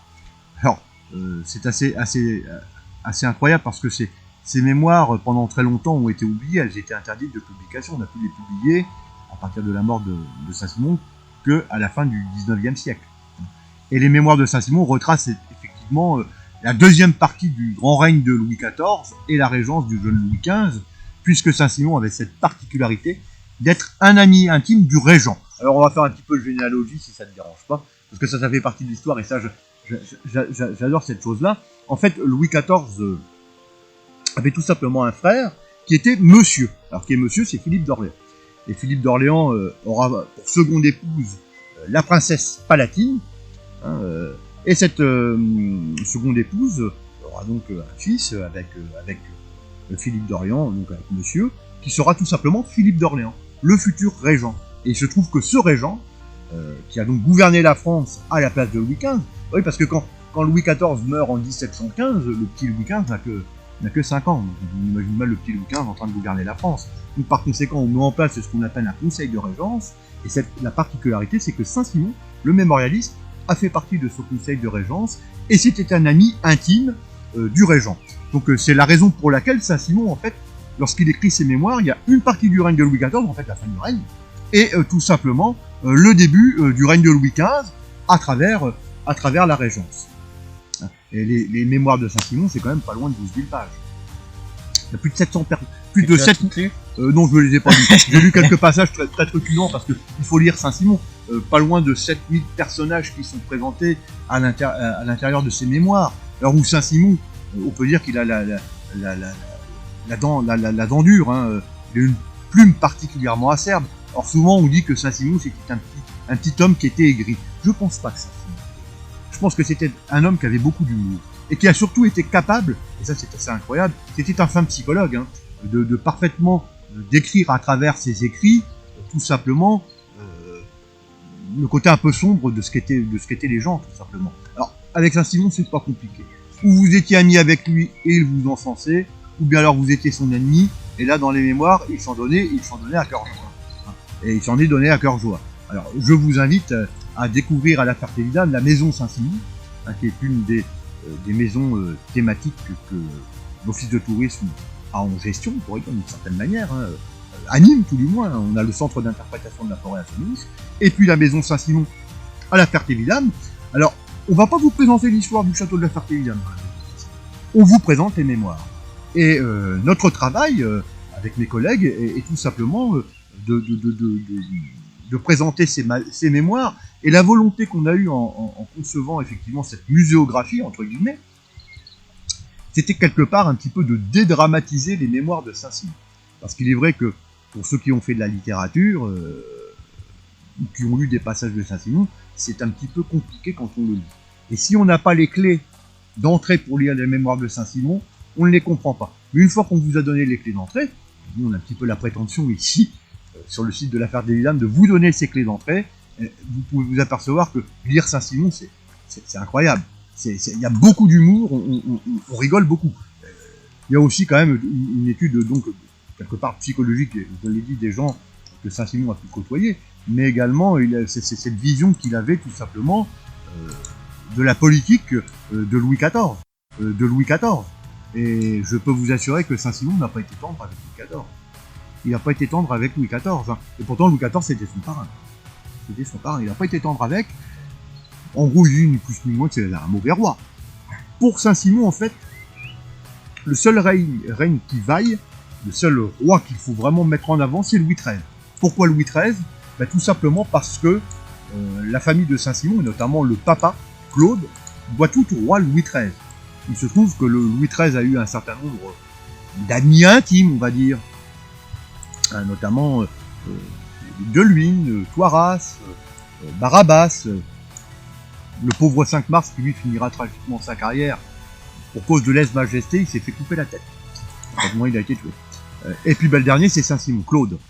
Et effectivement, Claude, le papa du mémorialiste, doit tout au roi Louis XIII. Il faut bien vous comprendre que, à l'origine, la famille des Saint-Simon, tout du moins cette branche-là, c'était une petite branche cadette de la grande famille des rois. Et Saint-Simon, tout simplement, va obtenir les faveurs du roi. Il deviendra duc de Saint-Simon, père de France, conseiller du roi en ses conseils, capitaine du Petit Bourbon, capitaine des écuries du roi, grand loutre de France, gouverneur de la forteresse de Blaye, vidame de Chartres, seigneur de Vitrezeux, seigneur de Boussard, comte de la Ferté, et cumuler les mandats. Ah là, oui. Cumuler les mandats. Oh, et automatiquement... les sons portés... superbe. On a de la chance, on a vraiment on a un soleil dégagé, là. Un soleil magnifique. Il cumulait les mandats et donc les terres et les titres qui allaient avec. Et quand Saint-Simon, le père, Claude, donc, est mort, eh bien le jeune Louis, à l'âge de 18 ans, devient duc et père de France et va donc obtenir les titres de son papa. Et donc ça c'est quand même une histoire assez incroyable. Il était 13e, je crois que ça devait être 13e duc et père de France dans l'ordre protocolaire. Là il y a un coup, il y a le soleil sur les ruines, c'est magnifique. Ah oui, je vais rajouter un petit effet de vignettage aussi là. On est... Superbe. Je rêverais, moi je misais pas sur ça aujourd'hui. Non. J'avouerais qu'en début d'après-midi, j'avais des craintes.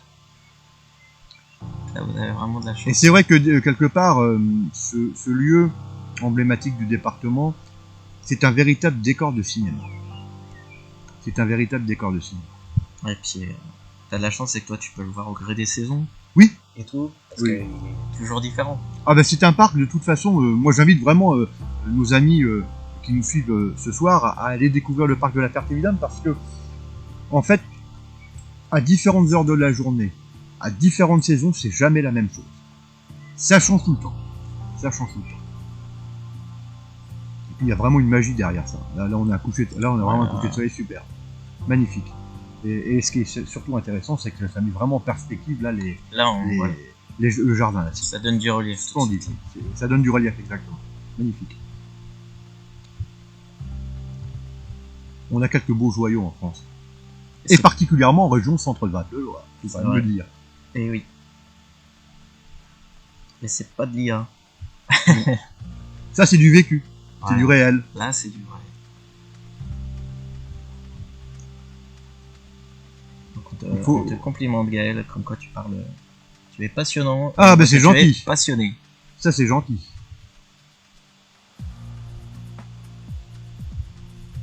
Voilà, ouais, on a une lumière de. Une lumière de ouf, comme on dit. Ouais, là, je mitraille en photo.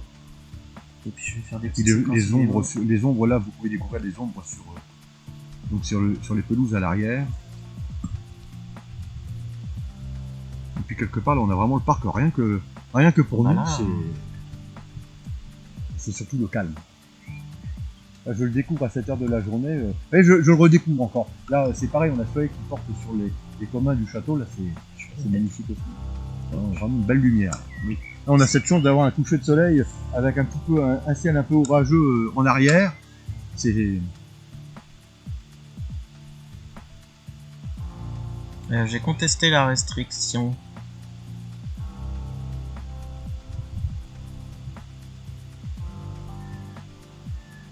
Je vais enlever le vignettage, j'ai l'impression que ça sombrait beaucoup.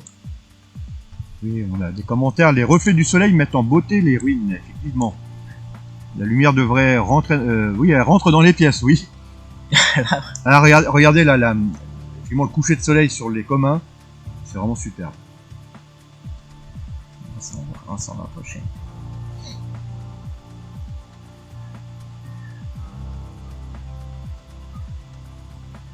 Alors, manque une biche et un cerf. Ben, figurez-vous qu'il y a... On peut quelquefois apercevoir des chevreuils où dernièrement il y a une biche qui a été aperçue dans le parc. Super. Alors là, on voit aussi tout le travail qu'a fait le département avec des replantations de tilleuls. Il faut savoir que nos tilleuls, ben, ils sont plus que centenaires, sont très malades. Donc petit à petit, il y a aussi une volonté de les remplacer. On ne peut pas tout remplacer d'un coup, mais il y avait eu un gros travail de replantation des tilleuls il y a quelques années de cela. Donc on avait pu être choqué, certaines personnes, c'est un petit peu ce que j'appelle l'épice vinaigre entre guillemets, mais ça on s'en fiche à la limite. Et ces tilleuls ont très bien poussé, sont parfaitement entretenus, et donc petit à petit on les remplace parce qu'effectivement le tilleul c'est un arbre qui ne vit pas très très vieux en fait. Au bout d'un certain temps il faut absolument les remplacer, et là petit à petit on les remplace, et c'est vrai qu'il y avait eu un gros travail de replantation peu de temps après le Covid d'ailleurs. Je crois 80 tilleuls qui avaient été replantés. Et que je redemande au service des espaces verts exactement combien de tilleuls avaient été replantés. Je n'ai plus le chiffre en tête.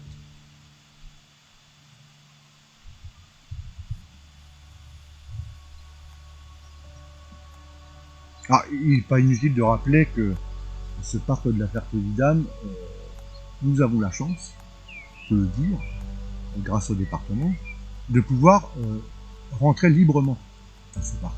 L'entrée est gratuite. Oui, c'est vrai. Et ça, c'est quand même important de le dire. Parce qu'il n'y a pas beaucoup de sites aujourd'hui où il y a gratuité. Alors, nous, on demande une petite obole, c'est lorsque nous, au fil de tourisme, nous faisons nos animations, notamment le travail de guide conférencier qui consiste à faire découvrir l'histoire. On demande une petite obole à notre public, bien sûr. Mais sinon, l'entrée du parc est totalement libre. Et il y a eu aussi l'année dernière, tout un travail d'aménagement à l'intérieur du parc et notamment de mobilier. Alors ça c'est intéressant parce que le mobilier qui a été choisi, on a, figure-toi, pris comme essence du robinier faux acacia. Impétricible. Voilà. On est dans la logique, des sites naturels. Hein. Donc on a tout un mobilier qui a été installé à l'intérieur du parc. C'est une entreprise française d'ailleurs qui a réalisé ce mobilier. Et donc ce qui permet à nos promeneurs, nos visiteurs de pouvoir, je dirais, profiter pleinement du parc. Quelques aménagements de tables de camping également pour ceux qui veulent venir pique-niquer avec leur petite famille.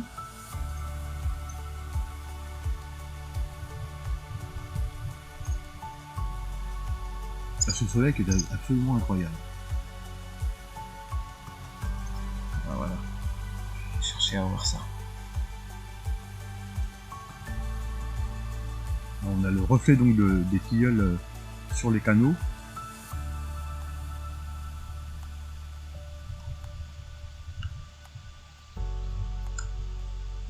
C'était comme ça.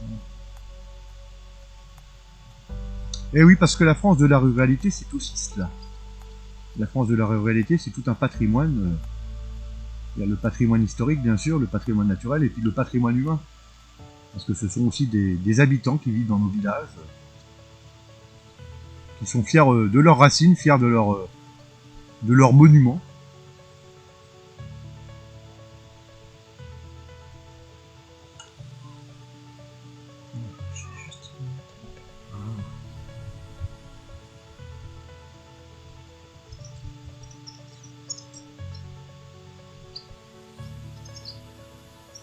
Nous sommes entourés des hirondelles. Oui, là comme il y a une petite ondée, je vais les surveiller parce que les hirondelles ont tendance à attaquer les drones, parce qu'elles sont plusieurs. Alors là on a une vue sur des tilleuls qui avaient été replantés dans les années 1990.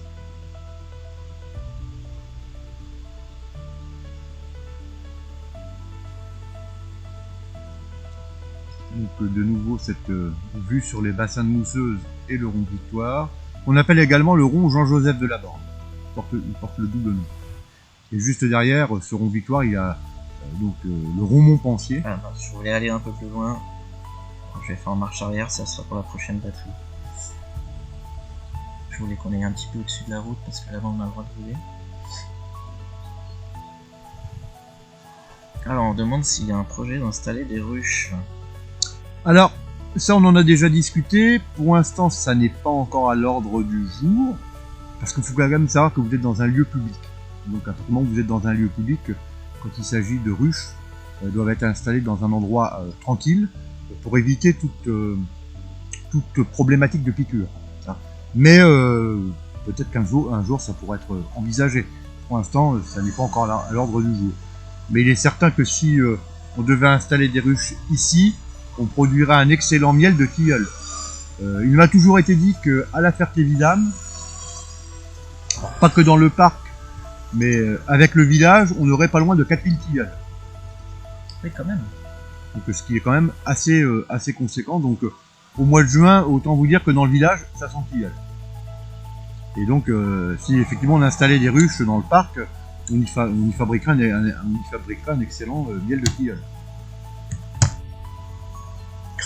Je plante toujours. Hop. Et puis on va être bientôt sur la dernière batterie. Enfin, il y en a d'autres, mais... Et oui, le temps passe à une vitesse. Ouais, parce qu'il est déjà presque 21h. On voit pas le temps passer. Non, et puis là, c'est vrai. Non, et puis là, c'est vrai. Le mélèze d'Europe à perdre ses aiguilles l'hiver. Et le cyprès chauve a cette particularité, donc c'est un arbre qui pousse qui pousse aux États-Unis et surtout qui pousse au bord de l'eau. Et donc il va produire en fait des racines très particulières qu'on appelle les pneumatophores. Et ces pneumatophores permettent à l'arbre de respirer. C'est des tubas. Tout simplement. Des racines tubas. Voilà. Et donc les cyprès chauves, allez, par là. Voilà, alors si j'arrive à suivre les images, je vais pouvoir te diriger. On va voilà se rapprocher. Voilà. Je mets dans la perspective effectivement. Légèrement un petit peu sur la droite. Ça va être les plus grands arbres qu'on va voir au bord de la. Ah oui, ok. Voilà. Ouais, tout au bout là-bas. Là, j'étais dessus. Oui. Là. Voilà. Et donc en fait ces cyprès chauves ont été rapportés par Delaborde des États-Unis. Alors faut dire que le XVIIIe siècle c'est le début où on commence à aménager les parcs avec des grands arbres notamment. Et c'est au XVIIIe, XIXe siècle qu'on va voir s'installer en France ce qu'on appelle les arboretums. Donc chez le particulier, d'avoir des arbres prestigieux qui venaient de pays étrangers, c'était aussi un signe de richesse. Donc pour Delaborde, ramener forcément des cyprès chauves qui venaient des États-Unis, on n'allait pas aux États-Unis comme on s'y rend aujourd'hui, hein.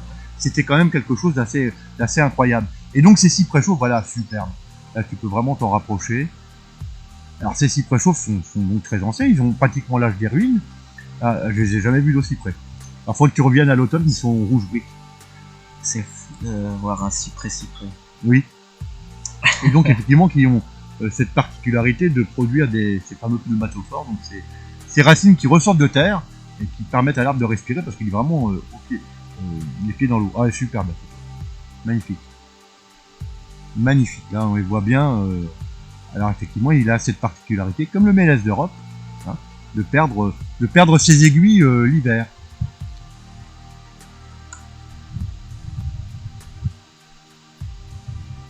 Nous faisons un petit peu de botanique au passage. Oui, Fly, tu as relevé la blague. Ah oui. Ça n'a pas fait...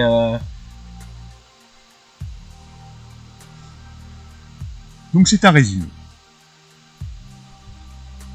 Je vais essayer d'aller vers le bas, voir si on voit les pneumatophores, mais après, il doit pas en faire beaucoup celui-ci, dans le sens où derrière il n'y a pas d'eau. Mais si, parce que quand on est vraiment au bord, mais après tu vas être dans les grandes herbes, ça peut pas forcément évident. Faut vraiment être sur le bord de la digue pour les apercevoir, c'est pas évident. Ok, là. Après on va pas quand même se retrouver avec le drone dans l'eau. Oh non, c'est pas cool ça. Bon, bah vous taperez pneumatophore sur Google, ça fait des grandes racines qui descendent qui remontent à la verticale, c'est les tubas de l'arbre, hein, puisqu'il a les racines dans l'eau, ça lui évite l'asphyxie. Alors c'est vrai qu'on a aussi un rôle de préservation, bon tout à l'heure on a parlé de la faune et de la flore, on a fait les petites flores, mais aussi un rôle de préservation de tous ces arbres qu'il y a dans le parc, donc le renouvellement des tilleuls quand cela est nécessaire, veiller à ce que les cyprès soient en parfait état. On a également différents arbres, alors ici les alignements qui sont devant nous, qui sont des arbres qui ne proviennent pas d'Europe, qui sont le platane. On a des allées de platane qui sont juste devant. Alors il faut bien savoir qu'à l'époque où on a aménagé ce parc, c'était quand même quelque chose d'assez peu commun. Le platane, vous ne le rencontrerez pas en forêt. Hein. Non. C'est très cassant.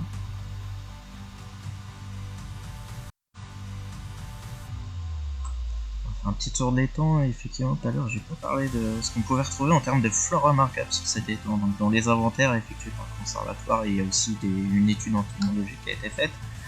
Donc, il est très intéressant au niveau des libellules, parce qu'il n'y a pas tellement de poissons dedans, même les populations de poissons sont plutôt à l'équilibre dedans, puisqu'il y a du carnassier, du poisson blanc, enfin voilà, il est puré empoisonné, tout est à l'équilibre, et en plus c'est du no-kill en termes de pratique de pêche, donc c'est-à-dire que tout est intégralement remis à l'eau.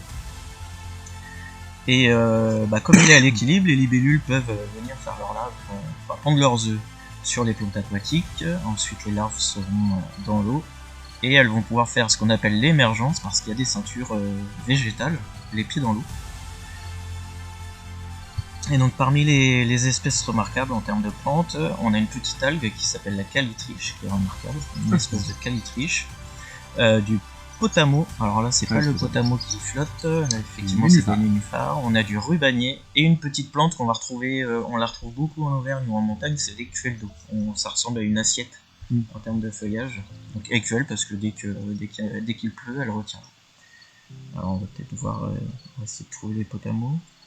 Après, celui-là est sympa aussi, comme ça. Hein. Alors moi, il y aurait quelque chose éventuellement qu'on aurait pu essayer de voir.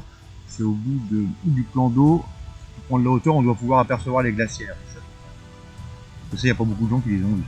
Donc là, tu vas tourner plus par là. Voilà.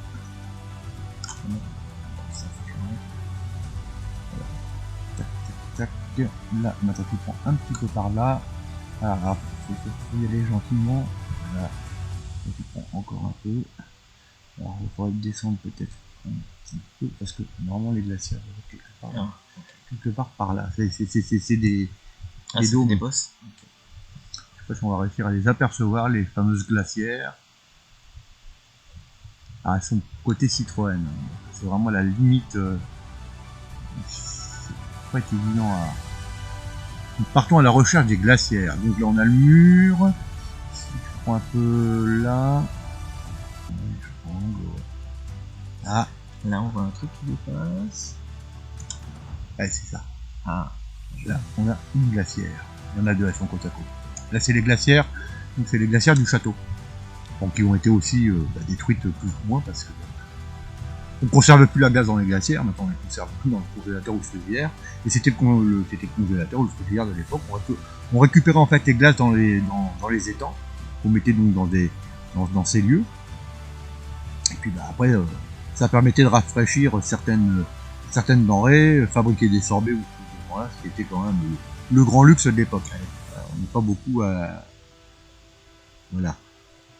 Les glacières. Alors, on a des glacières très connues en Eure-et-Loire qui sont les glacières de la Pompadour, à côté de Crécy-Couvet, qui sont absolument incroyables. Et là donc ici, il y a deux glacières dans le parc de la Ferté. La deuxième, par contre, on va peut-être pas la voir.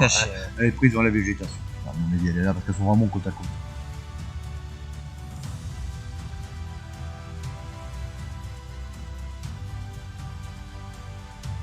Ah oui, ça, là, voilà. Là, on la voit vraiment très très bien. On la voit très très bien. Alors là, je suis limite on est vraiment à la limite de la. On est vraiment à la limite de la propriété. Ouais. Et puis la radiocommande pareil, parce qu'avec le château, ça coupe tout de suite. Ouais.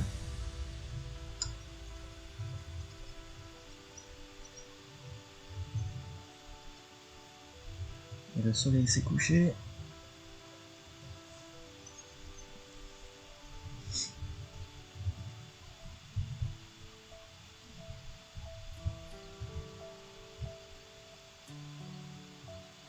Et comme tu peux le remarquer, le seul bruit que l'on entend, c'est le bruit de la nature.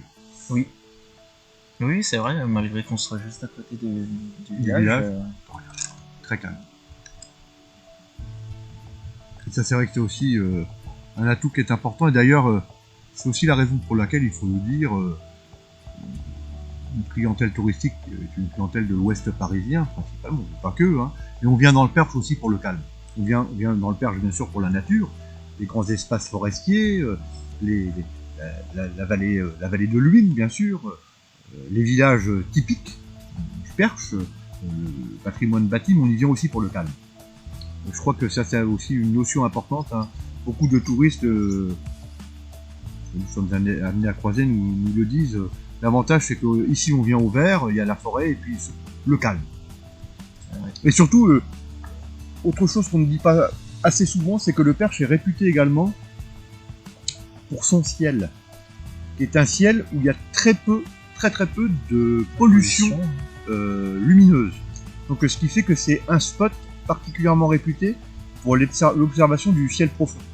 Et donc les amateurs d'astronomie, hein, d'ailleurs nous proposons quelquefois des animations avec une association d'astronomie locale située sur la commune de La Saucelle.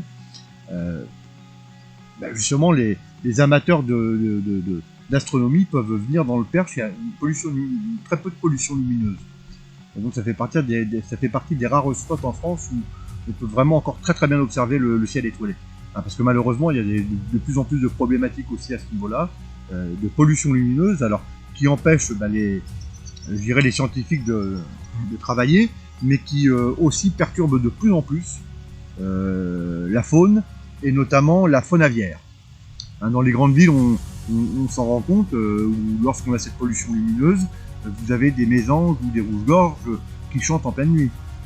Ce qui n'est pas du tout ce qui n'est pas normal.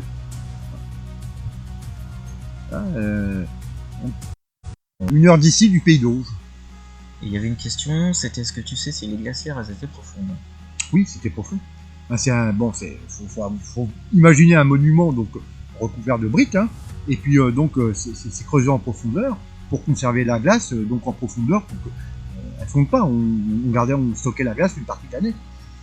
Donc c'était profond. Hein. Pas profond, ça fait pas non plus 1 mètre de profondeur. Hein. Faire 3-4 mètres de profondeur, je sais pas. Je suis jamais allé à l'intérieur, hein. On peut pas y aller, mais oui, c'était quand même conséquent pour pouvoir conserver effectivement la glace une partie de l'année. On va se diriger vers le rond. Je vais pas aller beaucoup plus loin, mais au moins on voit mieux.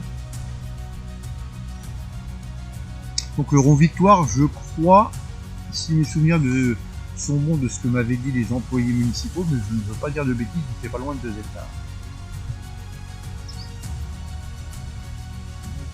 Comme ça on en va. Le massif forestier. Alors oui, la forêt des Moussets. Alors on aperçoit au loin le massif forestier de Senon.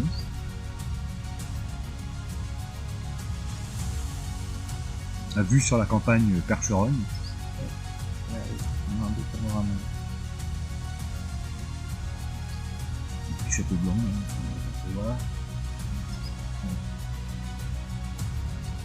Je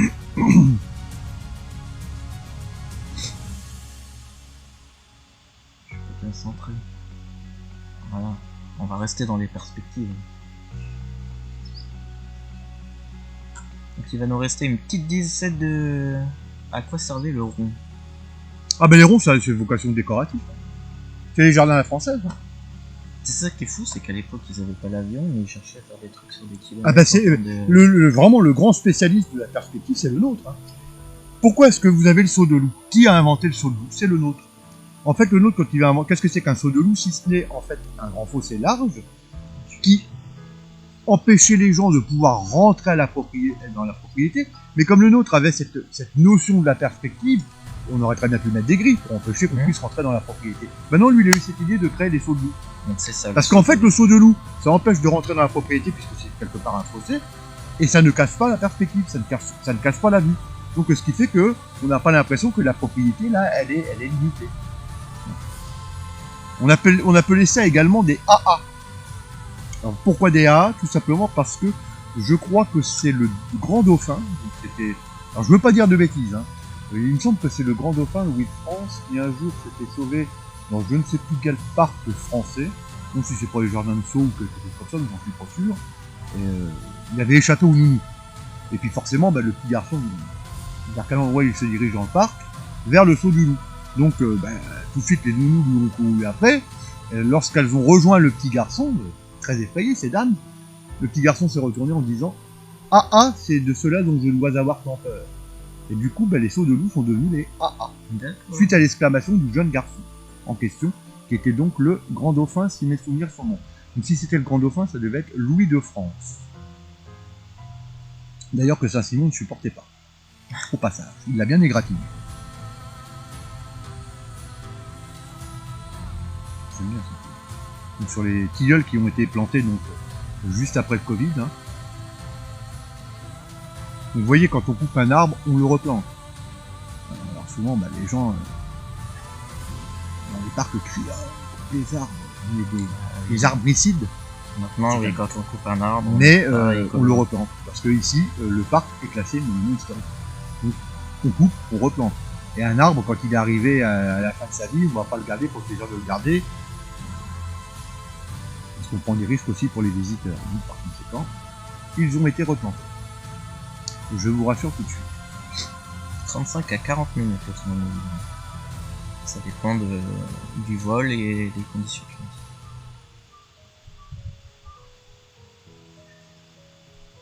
Et oui, parce que effectivement, il y avait beaucoup d'arbres qui étaient malades. Oui, c'est des arbres qui ont plus de 100 ans pour certains. Donc le tilleul, c'est pas une essence qui vit. Un chêne peut vivre jusqu'à 600 ans, un chêne. Puis les pieds dans l'eau, hein, ça n'aide pas non plus. Là, ici, c'est les pieds dans l'eau. En plus de ça, quand ils avaient été créés, ces alignements de tilleul, nous, on a continué de suivre des perspectives qui ont été créées à l'époque. Ils étaient très rapprochés. Donc, ce qui n'a pas non plus aidé les choses. Et puis, il ne faut pas oublier qu'ils n'ont pas été entretenus pendant très très longtemps, jusqu'à ce que le département devienne propriétaire des lieux. Donc, par conséquent, forcément, ça n'a pas non plus aidé. Donc, il y avait vraiment des risques sanitaires, des arbres qui étaient arrivés tout simplement en fin de vie. Alors, même si extérieurement, ils paraissaient en bon état, ils étaient en très très mauvais état. Donc voilà, et puis petit à petit, on a cette politique de réaménagement du parc, de coupe savamment orchestrée. Hein. On pourrait très bien faire une coupe rase et puis non, on y va petit à petit. Il y a des priorités, tous les arbres ont été inspectés et il y en a plus prioritaires que d'autres. Donc on y va petit à petit. Voilà, donc on rentre à l'intérieur donc du vestibule d'entrée. On vient de traverser le salon Val. Là, nous sommes dans le vestibule d'entrée. Alors, particularité du vestibule d'entrée, c'est qu'il n'y avait pas de mobilier à l'intérieur, si ce n'est le lanternon. Le vestibule d'entrée, on est reçu, il n'y a pas de mobilier. Alors, il faut vous imaginer, voilà, la hauteur du lieu. Alors, en sachant que c'était des châteaux qui n'étaient pas très très larges. Hein. La largeur, c'est grosso modo la taille d'un arbre. Enfin, la longueur d'un arbre, si vous préférez, d'une poutre.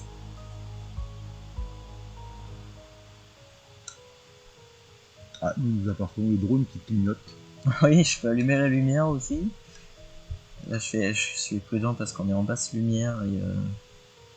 Non, voilà. Donc à l'intérieur, c'était du stuc. On aperçoit encore ces stucs, hein, donc des stucs qui imitaient le marbre vert et le marbre gris.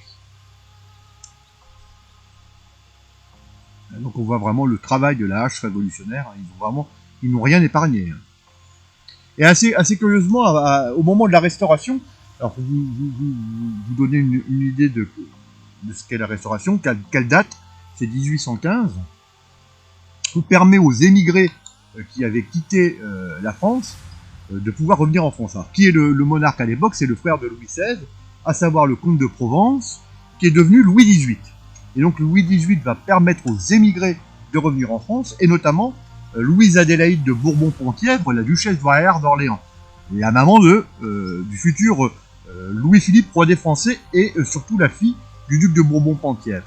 Et lorsque la duchesse douairière d'Orléans revient en France, elle va hériter du château de la Ferté-Vidame qui appartenait au duc de Bourbon-Penthièvre, et surtout ce qui est intéressant, c'est qu'elle aurait autorisé l'architecte Cramail d'utiliser les plus belles pierres de taille de la Ferté-Vidame pour la construction des prémices de la chapelle royale de Dreux.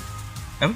Chapelle royale de Dreux qui sera achevée, comme tout le monde le sait, par Louis-Philippe Ier, roi des Français, donc le petit-fils du duc de Bourbon-Penthièvre et le fils de Louise Adélaïde, duchesse douairière d'Orléans, et surtout le fils de Philippe Égalité, le fameux régicide, hein, le cousin du roi Louis XVI qui était député de l'Assemblée nationale et qui a voté la mort de son propre cousin, le roi Louis XVI. C'est pas la famille. Ça fait partie de l'histoire de France. Et effectivement, donc par conséquent, la duchesse est devenue propriétaire, et on aurait pu penser que Louise Adélaïde allait allait restaurer le château, et non, elle n'a pas restauré le château. Elle a donc autorisé son architecte moi, utiliser les plus belles pierres de taille. Et en revanche, son fils Louis-Philippe, on le sait, Louis-Philippe était un monarque qui était amoureux des vieilles pierres, qui était amoureux des monuments historiques, et quelque part, Louis-Philippe, c'était un peu le premier conservateur des monuments historiques, d'une certaine manière. C'était vraiment un amoureux des monuments historiques. Et on lui doit effectivement l'achèvement de la chapelle royale de Dreux, autre site emblématique du département de l'Eure-et-Loire que je t'invite à aller visiter, avec ses célèbres gisants. Alors, qui est un lieu absolument incroyable, tout en haut de la ville de Dreux. C'est un lieu incroyable, la chapelle. Moi, à chaque fois que je rentre, c'est toujours avec beaucoup d'émotion quand je vois les gisants. Ces membres de la famille d'Orléans qui sont inhumés à l'intérieur de la chapelle, puisque la chapelle royale de Dreux, c'est l'équivalent de Saint-Denis. C'est vraiment un lieu qui, pour moi, est important. Et qui est donc sur la circonscription de Dreux, hein, et la Ferté-Vidame, et sur la circonscription de Dreux. Donc la Ferté-Vidame, elle est liée aussi à d'autres monuments historiques en Eure-et-Loire. Effectivement, le château de Crécy-Couvet, puisque Bourbon-Penthièvre a été propriétaire de Crécy-Couvet après la marquise de Pompadour, la chapelle royale de Dreux, le château de Maintenon, bien sûr. Alors indirectement, puisque le château de Maintenon appartenait à Madame de Maintenon. Et il se trouve que Madame de Maintenon ne pouvait pas sortir Saint-Simon, et Saint-Simon n'a pas épargné Madame de Maintenon, qui était l'épouse morganatique de Louis XIV. Ça, pour Saint-Simon, c'était quelque chose qui était inconcevable. Et en plus de ça, Madame de Maintenon, elle a élevé les bâtards de Louis XIV. Louis XIV a eu pas mal de maîtresses. L'une des plus célèbres est Athénaïs de Rochechouart de Mortemart, la fameuse marquise de Montespan. Louis XIV a eu 7 bâtards avec la Montespan. Et il se trouve que c'est Madame de Maintenon qui a élevé les bâtards, donc, dont le comte de Toulouse, le papa du duc de Bourbon-Penthièvre.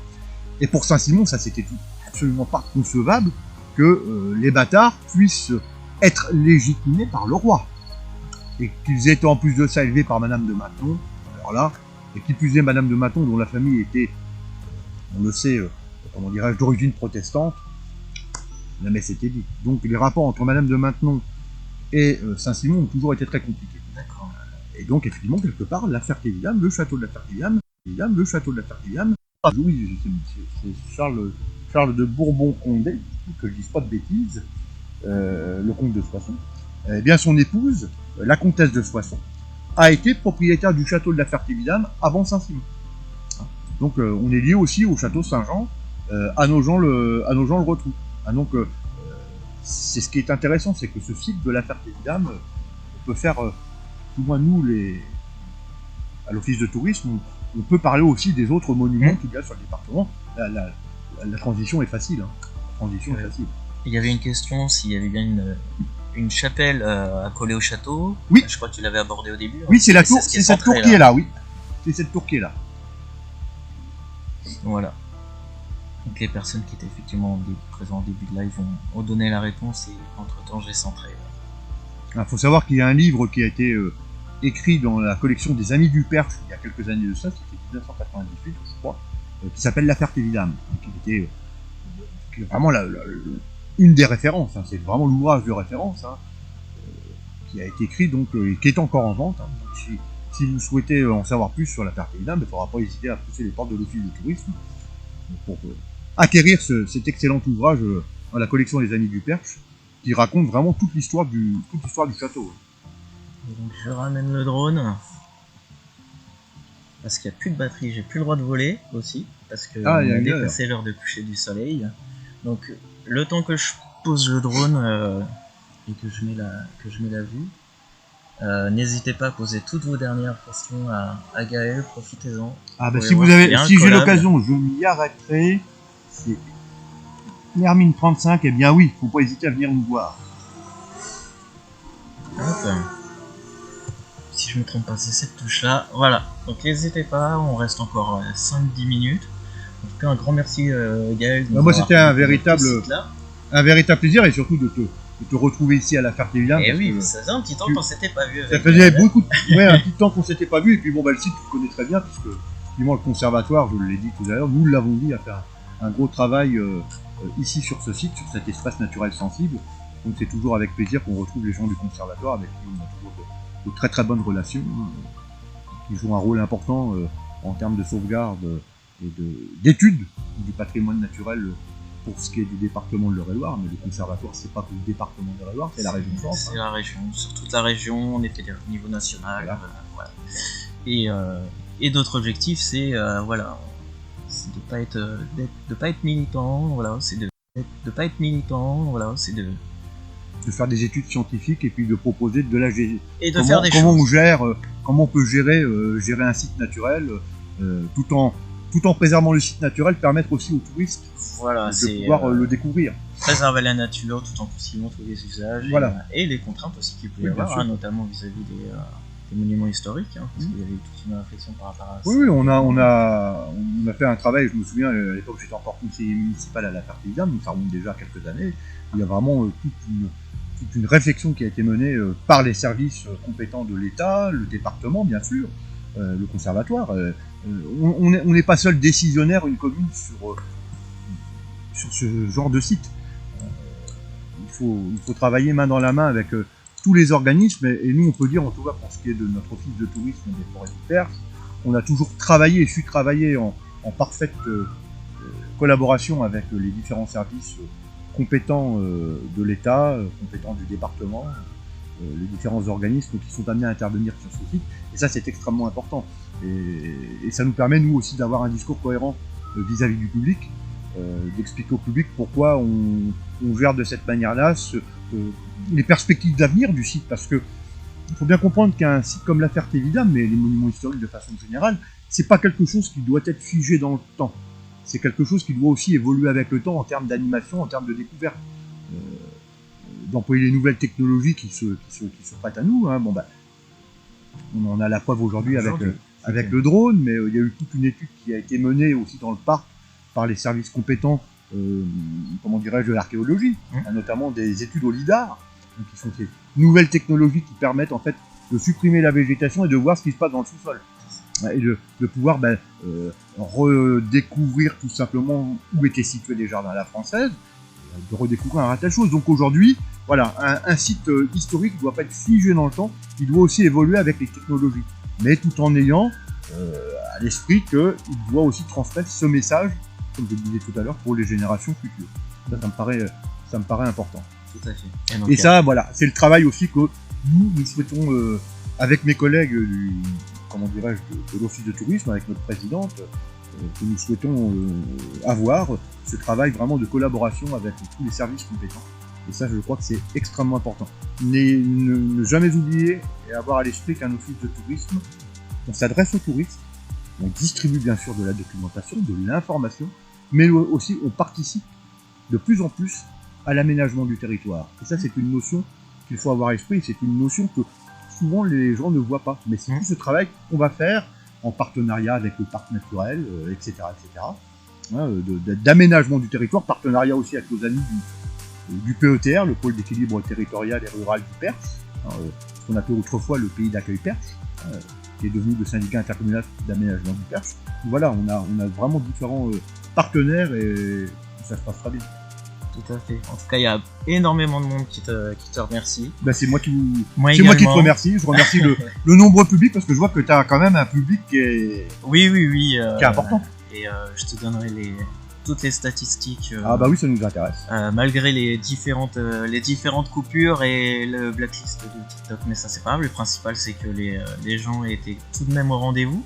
J'en profite du coup pour renouveler déjà mes remerciements à Gaël, à l'office de tourisme aussi, puisque c'est fait en partenariat. Alors pour être en toute transparence, ce live il est pas rémunéré, c'est un vrai partenariat et une volonté de vous faire découvrir ce patrimoine, et avec l'accord et le concours du conseil départemental.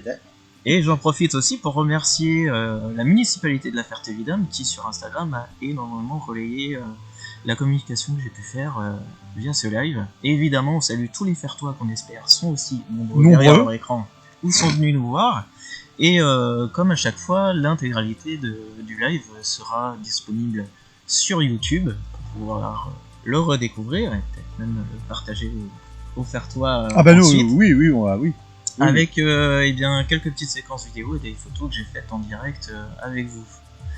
Eh bien, ça va être l'heure de se quitter. Je vois qu'il n'y a pas de questions. Alors, je vous remercie tous de nous avoir suivis. Comme d'habitude, je remercie aussi le travail de tous les modos. Donc, ils sont 6. Elles sont 6. D'ailleurs, ce sont des modératrices. Donc, merci d'avoir épinglé les commentaires, de m'avoir signalé de temps en temps si on était blacklisté. Et en plus, on a eu de la chance aujourd'hui. On a eu beau temps. Et les trolls n'étaient pas de sortie parce qu'il y avait pas mal de trolls récemment sur TikTok qui mettaient des commentaires qui n'avaient rien à voir. Bon. Donc voilà, merci à tous pour votre bienveillance. Merci, merci à vous également, donc au public qui a suivi ce reportage. Venez à la Ferté-Vidame, venez dans le Perche. Bah, il n'y a pas de mystère, c'est pour ça que je suis revenu et que je voulais vous le faire découvrir aussi. Parce que voilà, le Perche et la Ferté-Vidame, entre autres, c'est un territoire où il y a énormément de choses à faire et beaucoup de paysages et de monuments historiques à découvrir. Et si vous venez, prenez votre vélo, vous découvrirez les petites routes tranquilles, la forêt. En vélo, le Perche, c'est pas mal. C'est encore mieux, en pleine immersion dans la nature. Très belle soirée à tous. Merci. Bonne soirée Gaël. Bonne soirée à tous. Et puis à très bientôt.